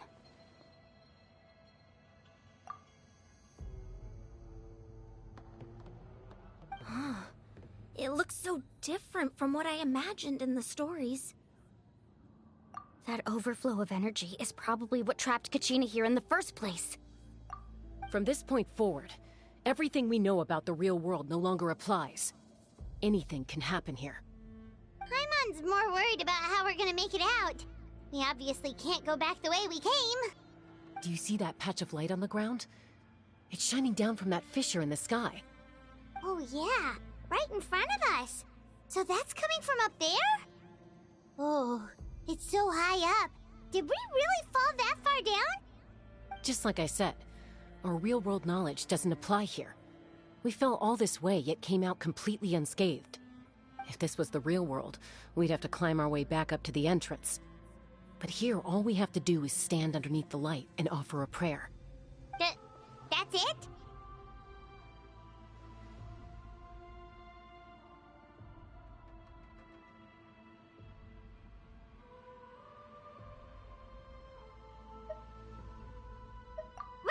Right. We still got a job to do. So that means all we need to do is find Kachina and bring her to this location. Exactly. This light is streaming in from the real world. It's a link between the two realms. The terrain looks difficult to navigate, and the visibility's not great either. How are we supposed to find Kachina in these conditions? Yeah, these floating black things don't look super friendly either. Those are all manifestations of abyssal power. Be careful. Ghost! A talking ghost! Calm down, I'm here to help. You're the ones who helped Vichama, right? Yes, I'm Vichama's friend, Malko. I was completely lost to this realm until I sensed a mysterious power calling out to me. It's like it was seeking me out, attempting to reassemble the pieces of who I used to be. Of course, it could only do so much. I'm sorry I can only appear before you in this imperfect form. No, we should be the ones apologizing. If the Spirit Speaker Stone hadn't become corrupted by the Abyss, we could have done much more. But we had to destroy it. Otherwise, Vichama and his tribe would have been in danger. Of course. Thank you for protecting him. I never imagined that, even after all these years, he'd still take such a risk for me. Under the power of the stone, it felt like our souls were connected. Turns out even our regrets were exactly the same. Whether in triumph or death, you want your best friend by your side. Exactly. That may not be in the cards for us, but it's not too late for you. You're looking for a young girl from the Children of Echoes, right? She's being chased by an embodiment of abyssal power. I'd like to help her while I'm still in this form, so follow me. Be careful. This place has been severely corroded by the abyss. Paimon didn't realize it had gotten this bad. It's like a seething volcano ready to engulf our world at any moment.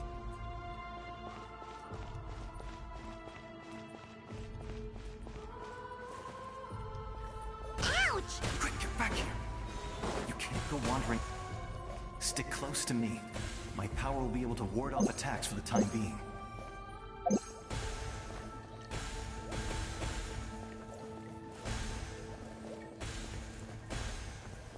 We won't be able to keep this up. Let's try another route. This way.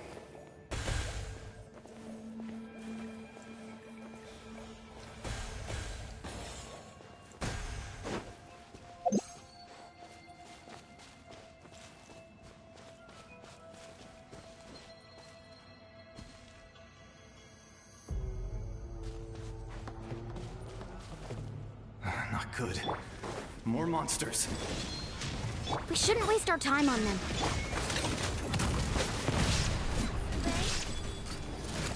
Watch out! Feeling lucky?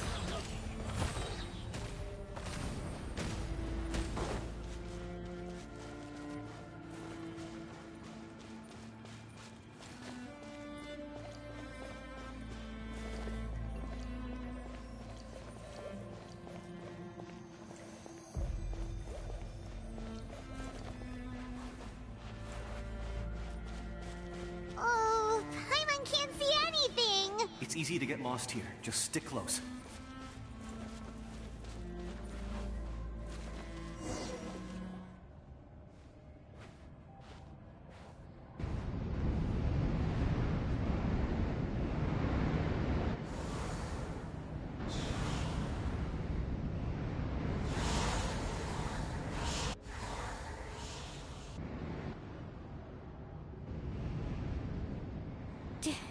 Did you hear that? What? Never mind. It was probably just my imagination. Don't scare Paimon like that! I heard it too. It was a voice from the abyss. What did it say? Doesn't matter. It certainly doesn't harbor good intentions.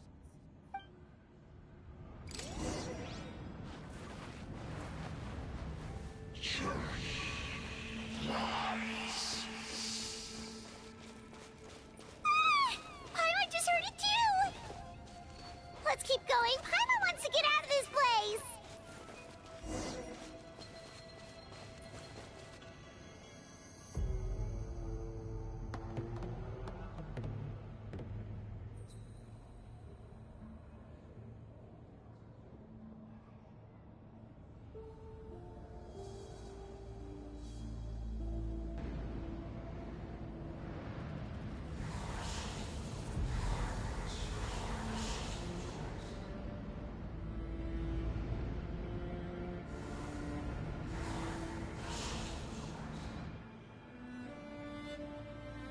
We're here, Kachina!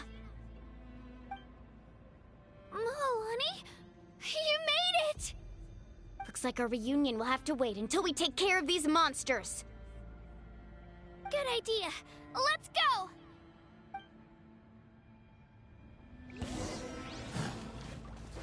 Here goes! Illusion shattered! Get out of here! A proper send-off! From Destino with love. Umbrella warfare, I guess. You're here. You're finally here. Thank you so much.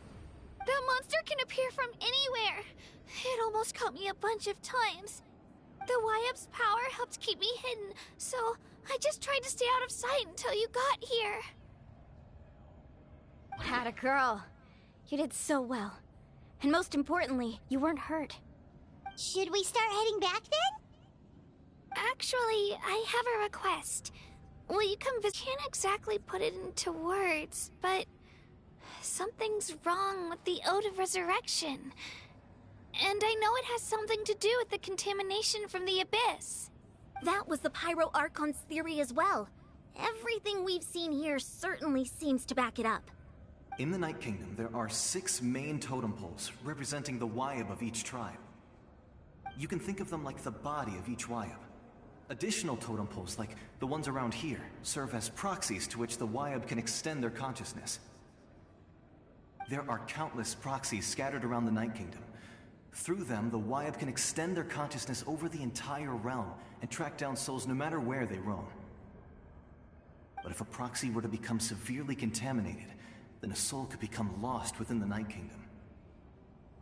Judging by the current situation, I don't think we're dealing with just one contaminated proxy. Even if we could drive back the abyssal power from one of them, that probably wouldn't even put a dent in the problem. Still, we can't just leave the Wyab to suffer. It's protected me this whole time. I agree.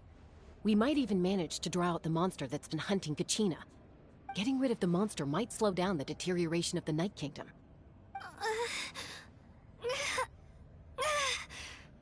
Kachina? What's wrong? Nothing. Just a headache. And that voice again, telling me to abandon the Wyab and leave this place. Maybe we really should leave. Kachina's already been here for too long. No, I'm fine. I don't plan on listening to that nonsense. I can hold on. Just up ahead. I'll lead the way. Besides, I can still fight, so please, help me out a little longer. Listen to me, Kachina. We'll come with you, but that's because we want to help the Wyab, not because we have something to prove. You don't have anything to prove either. It's okay if you reach your limit. We'll be there for you. All right. The sooner we get this done, the better. We've already come all this way, so we might as well try to get to the bottom of this. Let's go. This way. I'll stay here and try to stall the Abyss monster. All by yourself? That's too dangerous. It's all right. I may not be as strong as that monster, but I'm definitely more familiar with the area. Besides, I don't have much time left. If you're anything like my friend, I'm sure you're not particularly fond of goodbyes. So go. Achieve your goal, and return to the world where you belong. Thank you for everything. You're a true hero. Thank you. No one fights alone.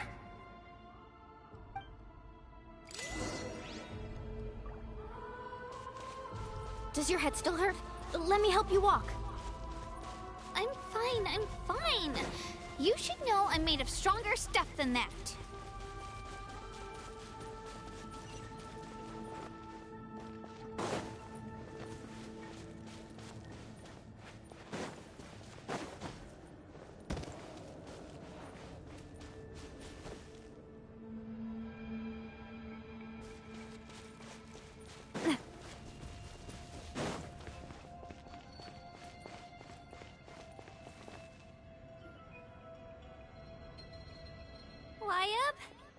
Wyab!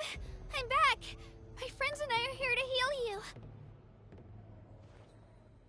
Wyab, can you hear me? Wyab? So we were right. The contamination is already too severe. It's preventing the Wyab from answering our calls. Alright, get ready everyone. Time to purge the abyssal energy from this place. Careful. We've got company. Already? You really think that puny soul could slow me down? Courage in the face of futility is pure folly. He tried to get in my way, so I disposed of him. You killed Malco? he would have dispersed with or without me. Rather than worrying about him, I would urge you to focus on yourself. You may have defeated others of my kind in the past, but underestimate me now, and it will be to your peril. No, the power of the Abyss is intoxicating. The destruction it seeks captivates like a masterful work of art. I strive only for the opportunity to see it up close. I thought this naive little girl was an exception, but it turns out humanity is full of lambs willing to offer themselves up to the slaughter. That is the tragedy of your short lives. You understand nothing of all-encompassing power. Ancient names, pride, friendship, all empty ideas invented to give you a false sense of self-worth. They possess no power at all. The Pyro Archon created those grandiose ideals out of pure selfishness. Anything to avoid sharing power. Anything to avoid handing over the primordial gift to ordinary people like you. Don't believe me? Then ask yourself, why is the Pyro Archon strong beyond measure, while you, Kachina, remain so pathetically weak? Kachina, give me your hand.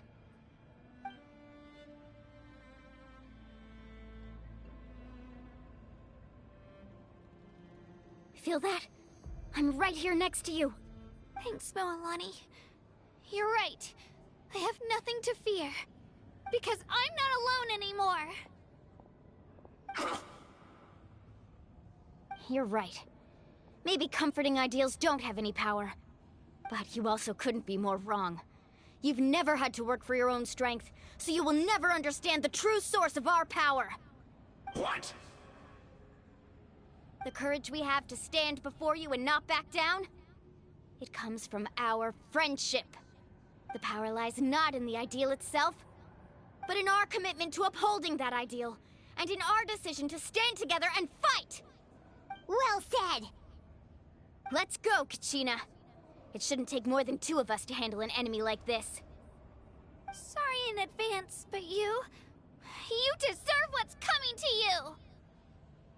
There aren't many in Natlan who can beat us when we're together. It's time he got a taste of that kind of power. From the ashes to this world. Let's ride! Woohoo!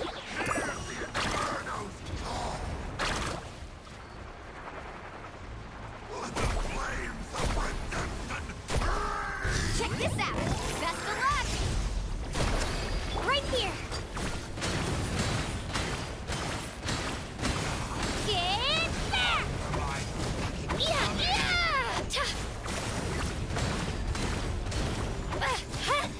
Woohoo!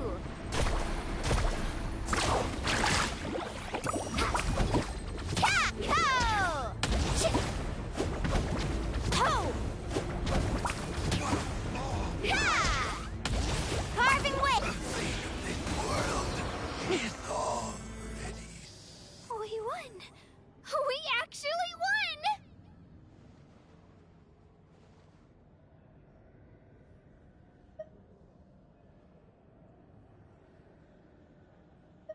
That's what he gets for underestimating you two. Fantastic work, Kachina! Absolutely fantastic! This makes me so unbelievably happy. I'm happy too, Moalani. Together we really are unstoppable! Huh? What's happening?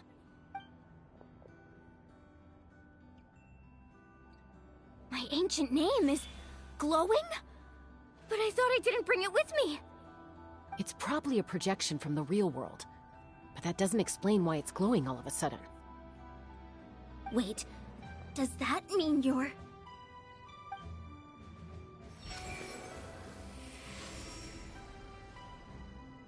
That was a bold move, diving headfirst into the fire to save your friend, especially in a place so overrun with abyssal corruption. Still, seeing you pull it off was really something. Everything you said was exactly right. As isolated individuals, we stand no chance against the power of the Abyss. It took years' worth of scars and lots of unnecessary suffering for me to understand that for myself. The Pyro Archon's plan will unite us as one. Everyone has a part to play. Only then will we have the power to defeat the strongest of foes. Who are you? Tupac, a warrior from the people of the Springs. I fought against the Abyss during the invasion 500 years ago. I've heard that name before. You were the giant who saved all of Natlan. Since you were able to awaken my words from your ancient name, that means you have fully embodied the aspirations of the Wayab. Under the name Umoja, you shall unite the tribes and save Natlan from its impending doom. Me? As long as blood still runs through your veins, even the tiniest spark of steel against stone can ignite a flame. Its blaze will become one with our vision for Natlan. Even amid everlasting darkness, our bonds remain eternal.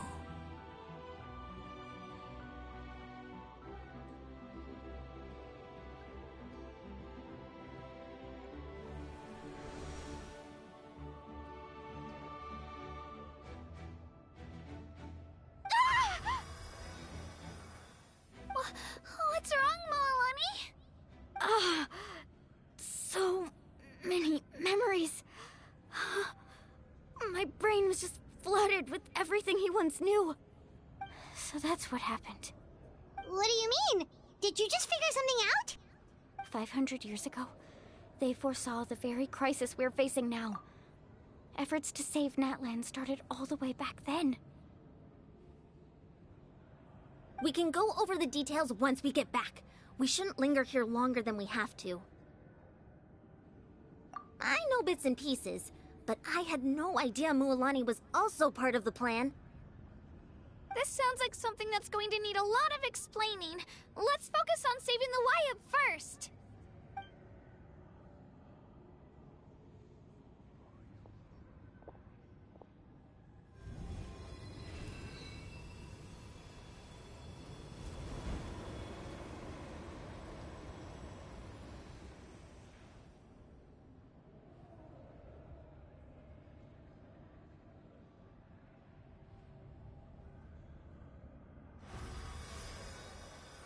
Okay, that should be enough. Wayab? Wayab? Can you hear me? I hear your voice, Kachina, my dear child. Great. Well then, I'm afraid it's time to say goodbye. I just wanted to make sure you were okay before we leave, but we can't afford to stay here any longer. I was going to ask why you bestowed an ancient name upon someone like me, but it's okay. I'll keep searching within myself for the answer. I'll never stop trying to improve my strength. One day, I'll live up to the hero you saw in me. You are already an outstanding child in my eyes, Kachina. No matter what happens. Huh? You are all my most beloved children. It has always been my honor to protect and nurture you.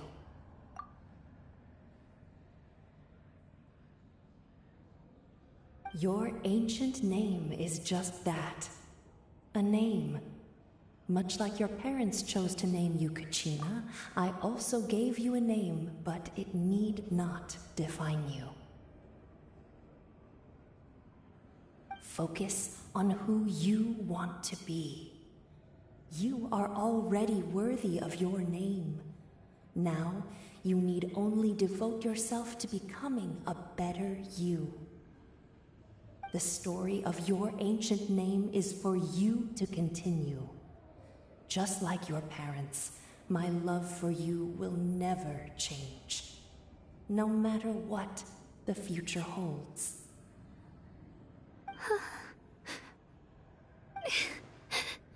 Thank you, Wyatt. It gladdens me to see the Pyro Archon's plan move another step towards completion. But it is time for you to leave this place. The situation here is getting worse. Go now, my children. Save Natlan on behalf of all you hold dear. I know we've never met before, Wyatt, but I just wanted to say thank you for encouraging Kachina. It was exactly what she needed to hear. Whoa! What's going on? An earthquake? We're out of time. It's the power of the Abyss. Quick, we need to run!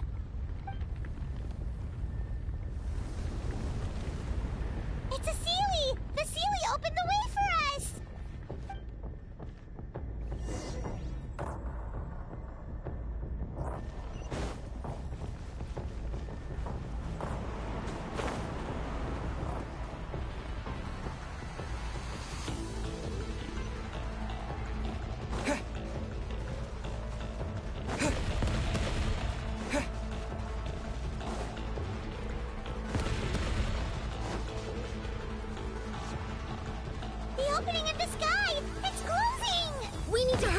Or we'll be stuck here!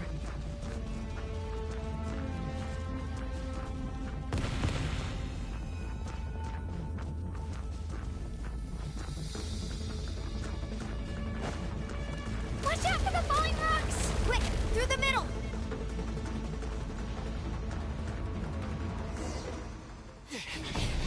Come on, faster! We'll never make it!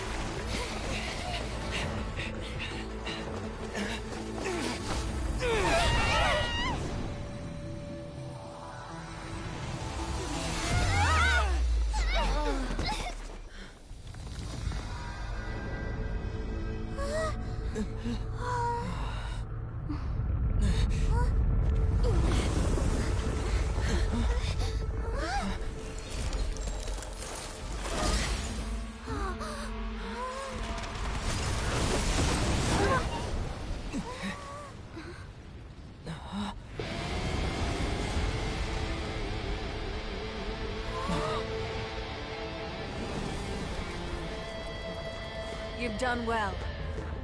Now come home.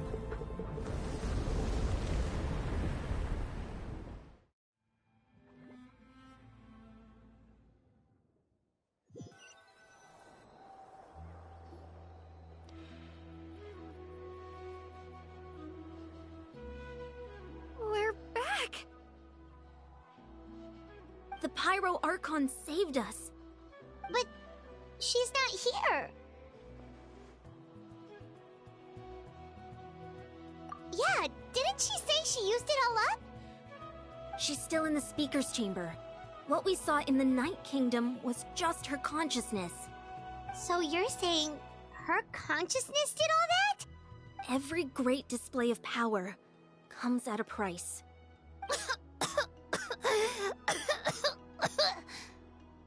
You must feel terrible, Kachina. Just hold on. We'll get you to a doctor soon. Let's get back to the stadium. The Pyro Archon said she'd have a doctor waiting for us. I recommend getting a full checkup, just to make sure no damage gets left behind. Paimon feels okay. What about you, Traveler? Right. You always seem to do pretty well against the Abyss. Let's get going. We need to share what we learned in the Night Kingdom as well. Right. The Wyatt mentioned something about the Pyro Archon's plan. What is it exactly? I'll let her explain everything. We're all a part of the plan now. Every move we make from here on out will decide Natlan's ultimate fate.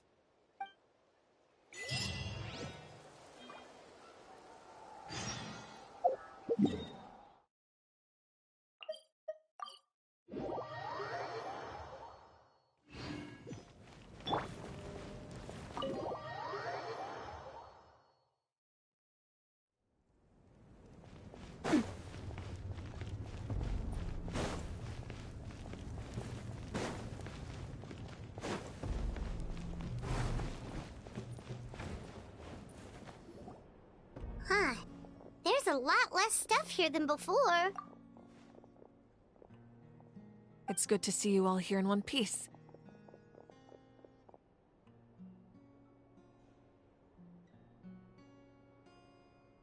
I know you must have a lot of questions, but let Koichi check you over first. It's best not to let any lingering effects of the Abyss go untreated. Thank goodness you made it back. I came here as soon as the Pyro Archon told me about your plan. Take a seat, everybody. I'll examine you one by one.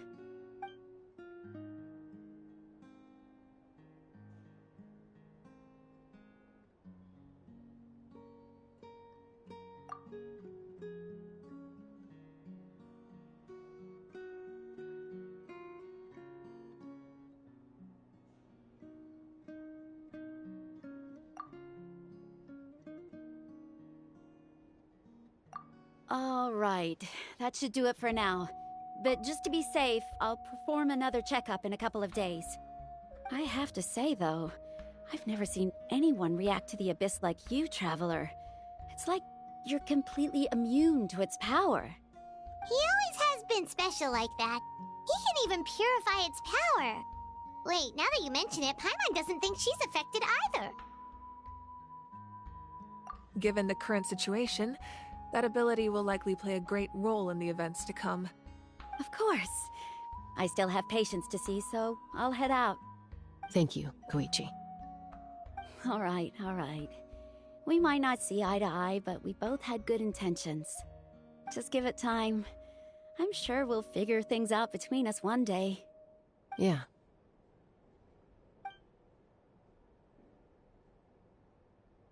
All right. There's so much to discuss, I don't even know where to begin. You've seen it for yourselves now. The devastation in the Night Kingdom. I'll get straight to the point. Natlan is on the verge of destruction. It's very possible our nation has less than a year before total devastation. Huh? No. That can't be true, can it? That's right. But I've only ever disclosed that fact to the handful of people working with me to save this nation. Our looming destruction is not a recent development, but the inevitable conclusion of the disaster the Abyss initiated 500 years ago. Mualani told us a little bit about that. 500 years ago, all the nations of Teyvat were invaded by the Abyss. Unlike the other nations, Natlan never had stable and deep-rooted ley lines, so we suffered the worst of the invasion. The battle against the Abyss was exceedingly long and brutal. In the end, victory came at the cost of our civilization and countless lives. Even then, it took centuries of solving the disasters caused by the Abyss to finally achieve the peace we know today. And still, this is but a superficial victory. The forces of the Abyss have merely been driven back underground. Their threat to Natlan remains as real as ever. I'd never have guessed.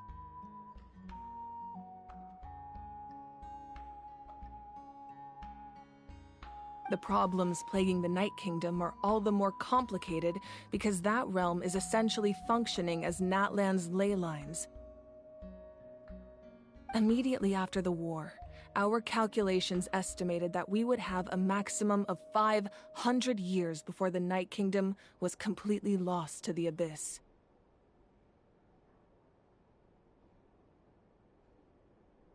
But at that time, we were a nation of the destitute. Our people no longer believed in victory, nor did they hold hope for the future. Our civilization was dying, our faith crumbling, and the line of power passed down from the Wyab nearly— If we didn't bring the nation back together, it would be foolish to even dream of defeating the Abyss in the future. Our civilization was dying, our faith crumbling.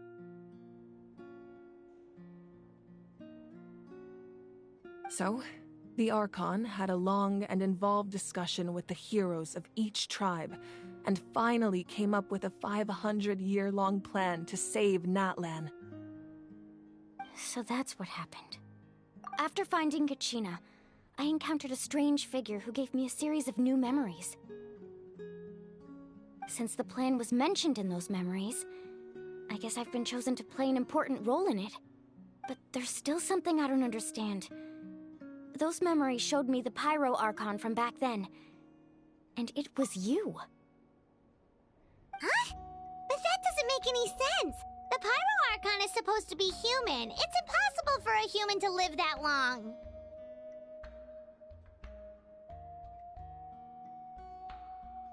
That's right.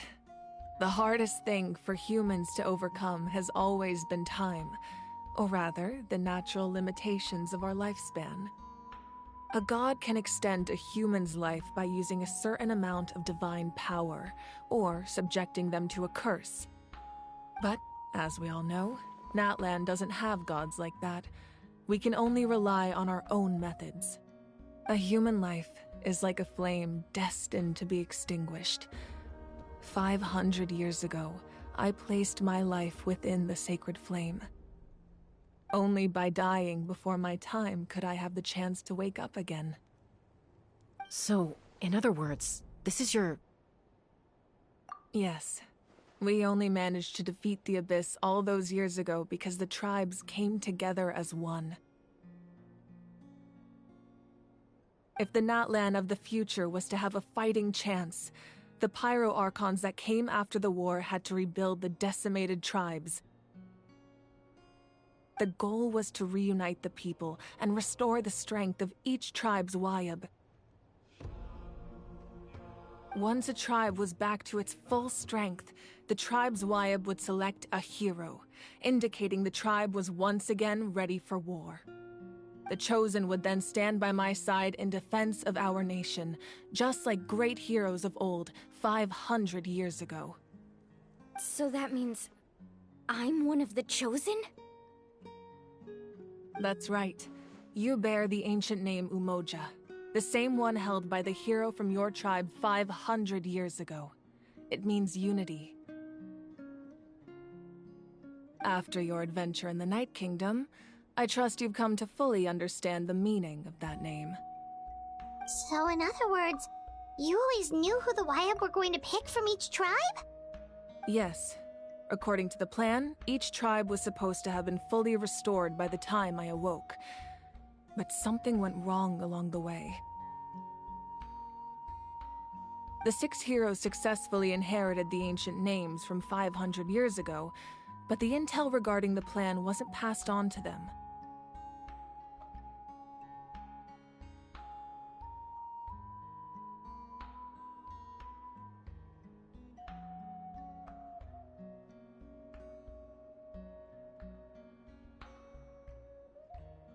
Once again, it comes down to the deterioration of the Night Kingdom.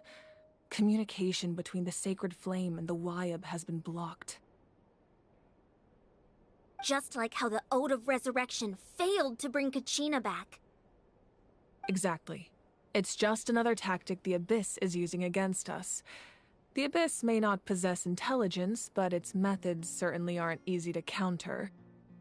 If we want to unblock that information from being passed on, my presence alone isn't enough. The ancient name-bearer must establish a greater connection to their name. So, I've tried my best to help them from the sidelines. Currently, Shilonen of the Children of Echoes, Kinich of the Scions of the Canopy, and Iansan of the Collective of Plenty have all been acknowledged by their names. During your adventure, you too earned the acknowledgement of your Wayab Mualani. In the process, you gained the memories stored within your name. But we have less than a year! Yes, but we have no choice. We cannot start the plan until all the heroes have been gathered. That's also why I haven't been able to take action despite the urgency of the situation. But if you knew this whole time, why didn't you just tell me about my role in all this? Wouldn't that make everything go a lot faster? Perhaps, but the opposite could also be true. Knowing your destiny too early could mean failing to realize your full potential. Just like your determination to save Kachina, I hope your commitment to this endeavor comes from your own strength of will, rather than a sense of obligation. So I suppose you're not going to tell us who the final two heroes are then? That's right. Their time is yet to come. Putting pressure on them beforehand will only hinder their development. I can only trust in the judgment of the Wayab. I have never believed I could solve this crisis alone. In fact, it was precisely because I chose to trust and rely on others that we managed to get this far. Natlan's salvation lies not in its Archon or any singular individual, but in us all. You're quite perceptive, aren't you? I thought I might get away with avoiding the topic. Huh? Oh, right! All of the stuff you stored here before, where did it all go? Even though I sacrificed my power, I still needed a contingency plan to ensure you would make it back from the Night Kingdom. After all, I was the one who allowed you to take that risk, and Mualani has an important role to play in my plan. In addition to their sentimental value, the items I stored here held a much more important purpose: fuel.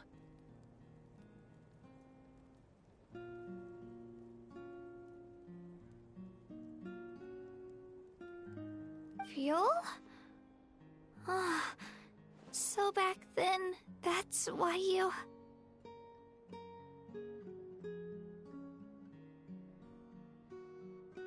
Yes. The stories embodied by those items are certainly important, but there's an even more significant trait they all share. Every item belonged to a hero of Natlan. Over time, they became imbued with a certain amount of contending fire from being carried in battle. On their own, each item's power is limited, but together, their combined effect can prove quite useful in a dire situation.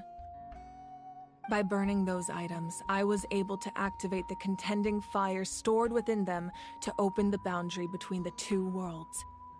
It was a rather crude approach, so all their power was depleted in an instant, as you can see. But weren't they all precious treasures? What about their stories? That's exactly why I dragged you all here. No matter what, I never wanted the Pyro Archon to have to use that power. Oh, I'm so sorry. You have nothing to be sorry for. You all deserve my thanks, actually. If you hadn't saved the totem pole, that area of the Night Kingdom would have been forever lost to the Abyss. And then, it would only be a matter of time before the Children of Echoes was met with disaster. Besides, when those heroes entrusted their belongings to me, or the Pyro Archon of their time, it was out of a desire to contribute to Natlan's survival. If they knew those items helped save the present-day heroes of Natlan, they would not mourn their loss. Even when you put it that way, I still feel bad. There's no need. Remember what I told you about time? The people and the events of the past are never truly lost to us. We simply carry them with us in a different form.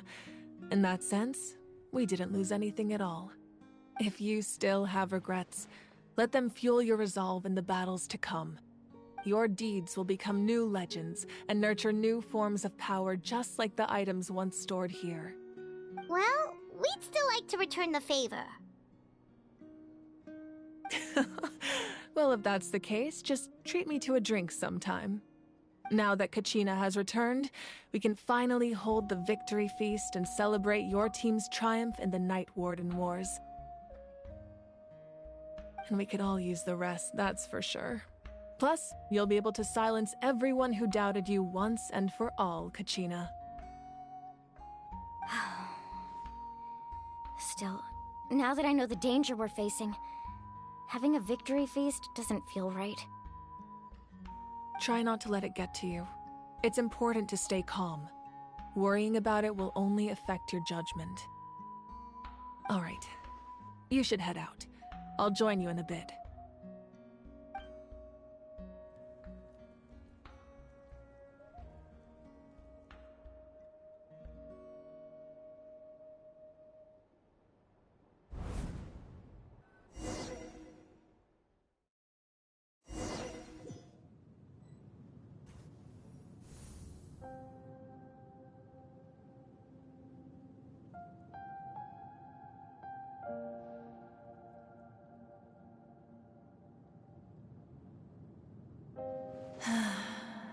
When I was young, I used to sit by the hot springs and listen to the stories of warriors from all over Natlan. They attract people from all walks of life. Friends come easy here, no matter what tribe you're from. The people of the springs have never claimed the hot springs as their own private property. They are there to bring all hot spring buddies together. It's been really nice, seeing the children of my tribe get older. It's helped me gradually understand the true value of the springs. I've witnessed their energy, their determination, their absolute passion for life. Even when they cause trouble, I never managed to hold on to my anger for long. It's unbelievable how quickly they worm their way back into my good graces. I'm certain Mualani will become a great warrior when she grows up. She possesses infinite potential. I can see it. One day, when I'm no longer in fighting form, I'll come here and tell stories to all the children, just like those warriors did for me. So, you better get busy, Pyro Archon, or I'll end up running out of stories.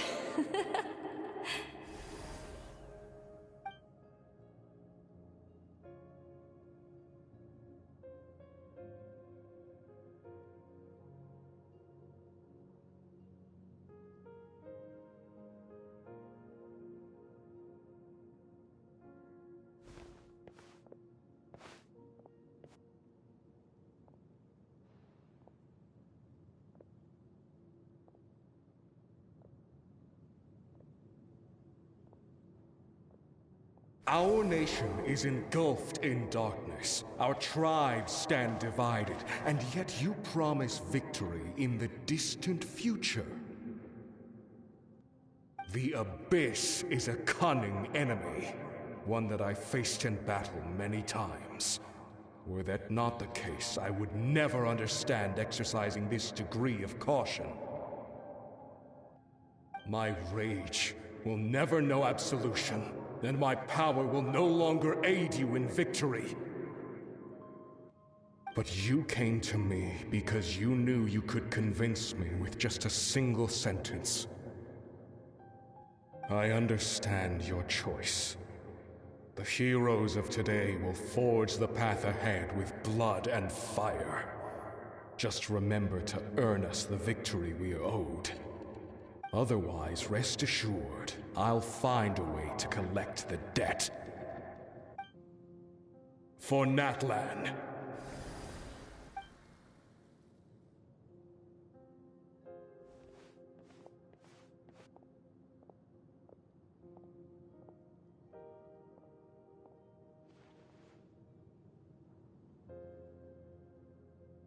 So, you're gonna head 500 years in the future to serve as the Pyro Archon again? But what about the you from right now? You're just gonna die? You can't ask her those questions and expect her to answer, my dear. The decision is hers to make, and she deserves our support. We will do everything we can to rebuild the tribes. Don't you worry. Even across time, we will all do our part to fight for Natlan's future. Yeah, Mom's right. We'll always believe in you, sis. Oh, seriously though, Dad should be here. Where is he? I imagine he didn't know what to say, so he chose not to come at all. Don't take it to heart, my dear. Just remember, no matter what happens in the future, we will always love you.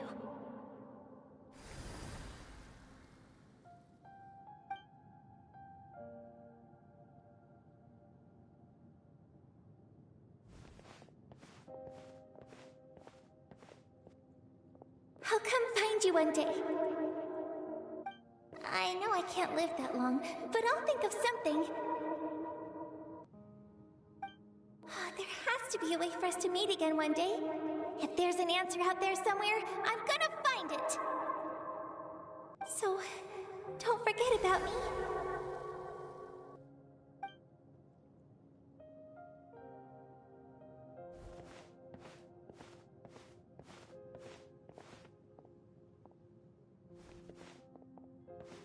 If that's your decision, then you have my full support, Archon. May our children live to see such a lovely son. For Natlan! No one fights alone.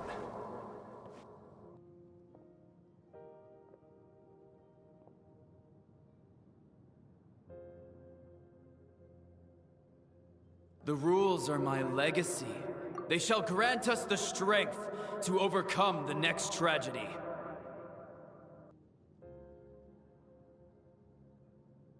War forged the 6 tribes, taught us how to fight, instilled in us what it means to love. Who will be the one to bring this to an end?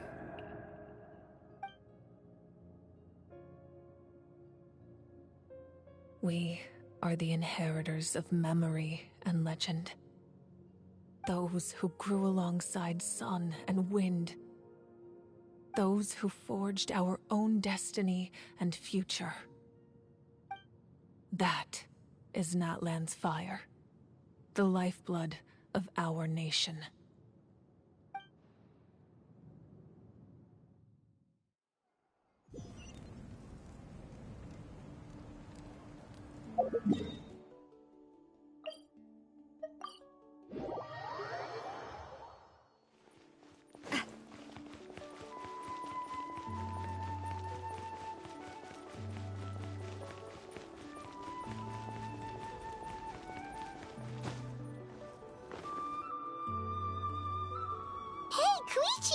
You here for the victory feast too? Oh, no. I knew Chaska would be here, so I just came to deliver some medicine. I was about to leave, actually. But it's not that I don't want to celebrate Kachina and the others. I'm so glad she made it back. It's just... well, I'll make things awkward if I'm around my sister right now. Ah, well, you two had a fight, so Paimon can understand. She didn't cause any trouble during your trip, right? Yeah, she was super helpful. She gave us a lot of useful information about the Abyss. That's good. That's all I needed to know. Is there a reason you asked?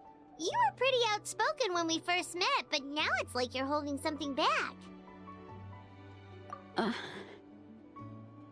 Maybe it seemed unreasonable, picking that fight with her before you left, but I did it for a reason. Her impulse to fight is extremely strong. Her mental strength helps her rein it in, but she still loses control sometimes. I had no idea what you might face in the Night Kingdom, so I didn't want to take any chances. So what you're saying is...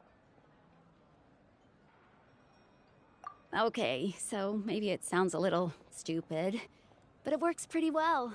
It helps her keep her cool for a little while, at least.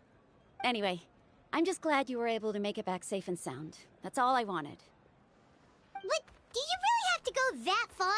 Can't you just talk it out? No way.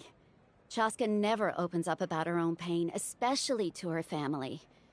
She can't learn about this, or it'll be even harder to help her. I appreciate the understanding, and don't worry. I'll find a way to help her ease this burden. Anyway, I need to get going. Enjoy the celebration. Oh, and if you ever need a doctor, you know who to find. Huh. Who would have thought there was a deeper reason behind their arguing?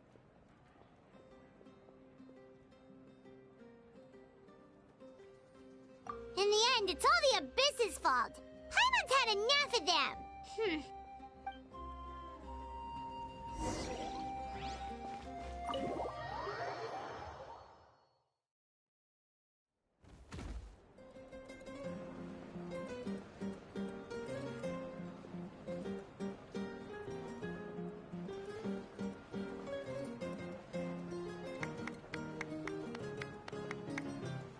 Let's give a huge round of applause to our...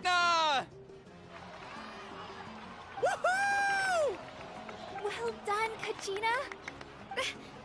Thank you, everyone. I'm so glad I finally made it.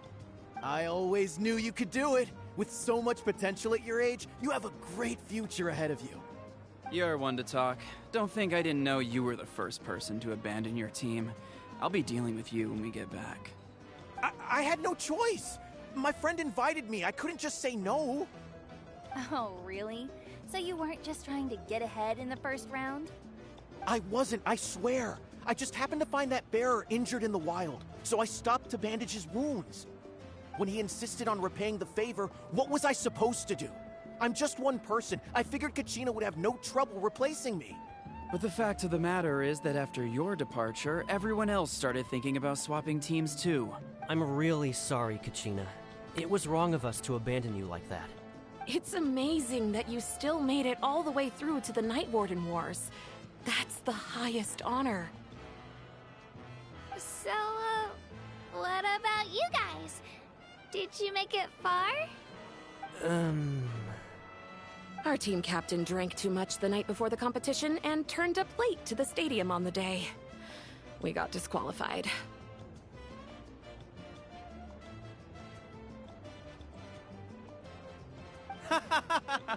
Serves you all right. No sympathy from me. Alright. There's no need to be like that, Uncle Pakal. Dear friends, I'd like to say a few words. Firstly, I'm grateful to my friends and our great Archon for helping to bring me back. This traveler and his companion Paimon are some of the strongest people I've ever met. If they were allowed to participate in the pilgrimage, I have no doubt that they'd win the whole thing. They've agreed to let me learn from them. With their help, I believe I can become even stronger still. And let's not forget my good friends, Moalani, Chaska, Kanich, and Aeon-san. They all helped the Traveler and Paimon figure out a way to bring me back from the Night Kingdom. They too deserve to be called our heroes, so please give another round of applause for them. Thank you so much. Well said! I'll drink to that. How does it feel being a hero, Kachina? To be honest, it's a bit overwhelming. It all just feels so surreal. Well, you better get used to it. Next up, undefeated champion! Hey, please don't make fun of me.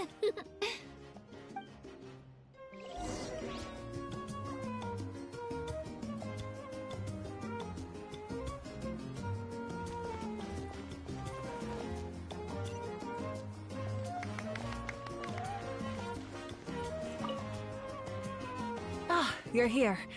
Have some fruit juice. I got it specially for you two. How did you know? That's Paimon's favorite! You look like you've still got questions. Ask away.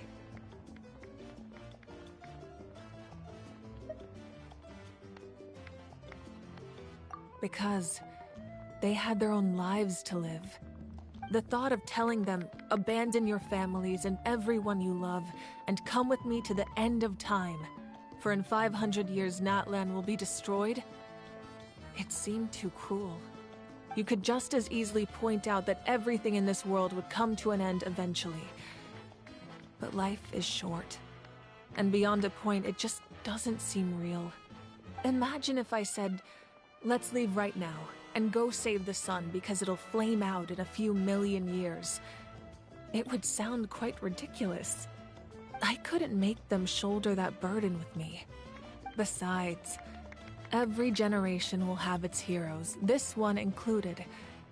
The plan could still work without them. Or, of course, without me. But since I was the one who came up with the plan, I felt duty-bound to see it through to the end. Paimon's suddenly remembering that portrait in your room. Was that your family from back then? Yes, it was. So when you asked me who my sister grew up to be, the truth is that very little information survives. From what I've been able to piece together, I can conclude with a reasonable degree of confidence that she ended up as an architect and artist. She played an instrumental role in rebuilding the scions of the Canopy tribe, designing and building many houses. But of course, none of her buildings are around anymore. Still, it was an impressive achievement, and I'm very proud of her. You feel loss keenly. It seems to stir up feelings of regret in you. But this is something I have long since come to terms with. This is a war, and there can be no war without loss.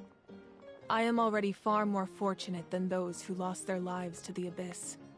The people of Natlan look to me as their Archon, and the weight of their expectations is mine to bear. I must see our fate through to the very end, no matter what I may find there. Yeah, doesn't that mean the way everything ends has already been written, including your plan? I suppose, but so what? Don't forget, time takes many forms. The past, present, and future coexist, and all are equally important. Even if the future ends in destruction, there's still no reason to give up on the here and now.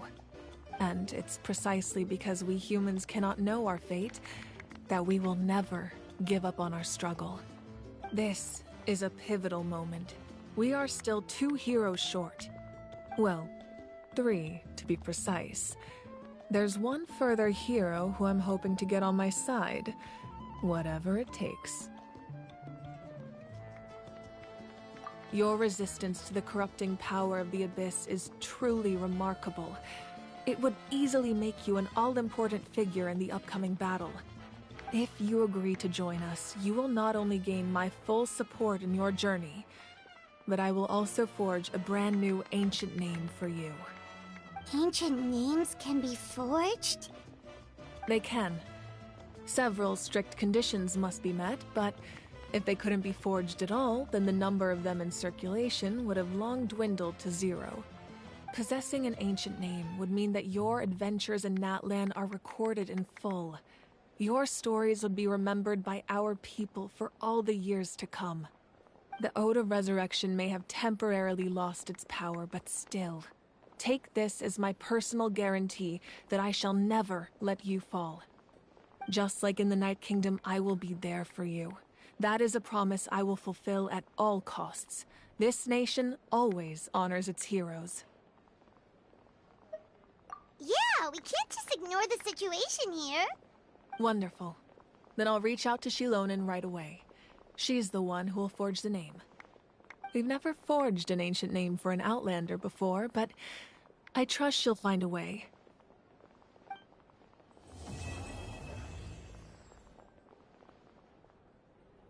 My lord, we've received word that the Pyro Archon has lost much of her power.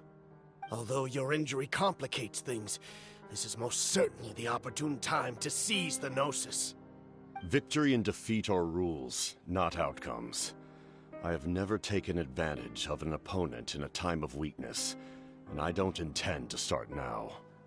As for you, I must confess, I did not expect that little trick of yours to save the day. No matter how dense the fog, as long as the sun remains, we cannot turn day into night. She could have dispelled it. She simply chose not to. You don't have much time, and you're injured on top of that. What do you plan to do next? I'm beginning to see just how useful you may turn out to be. You heard something from here, didn't you?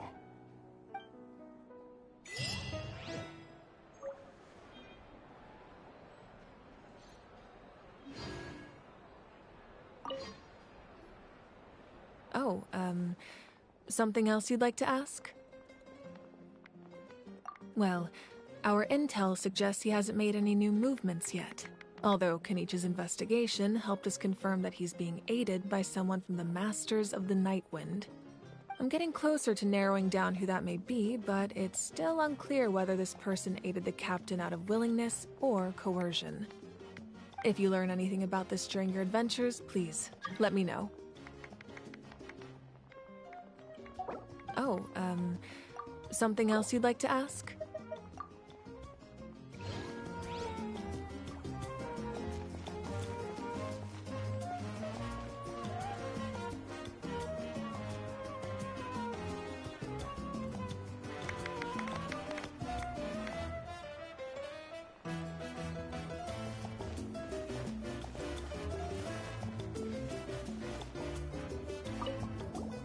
I've been through so much all at once.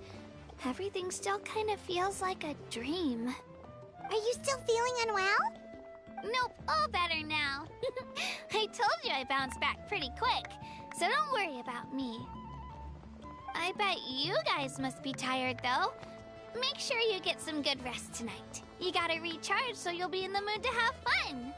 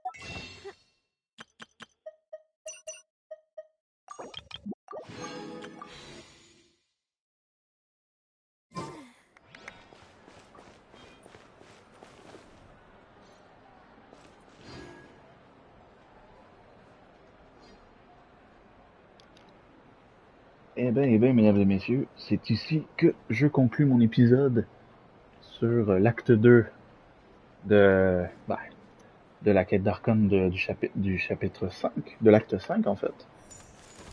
Ça a été énormément d'émotions, énormément de stock. En vrai, je m'attendais pas à ce qu'il y ait autant de rebondissements et autant d'explosions pour ce deuxième chapitre.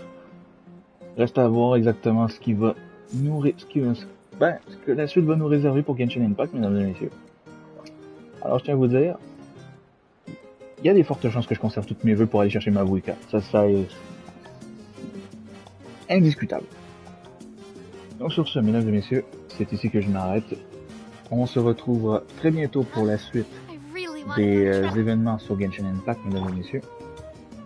Et pour quelques petits événements qu'il va y avoir, ainsi qu'un petit peu plus d'exploration et tout, on verra par la suite. Pour le moment, je prends une pause.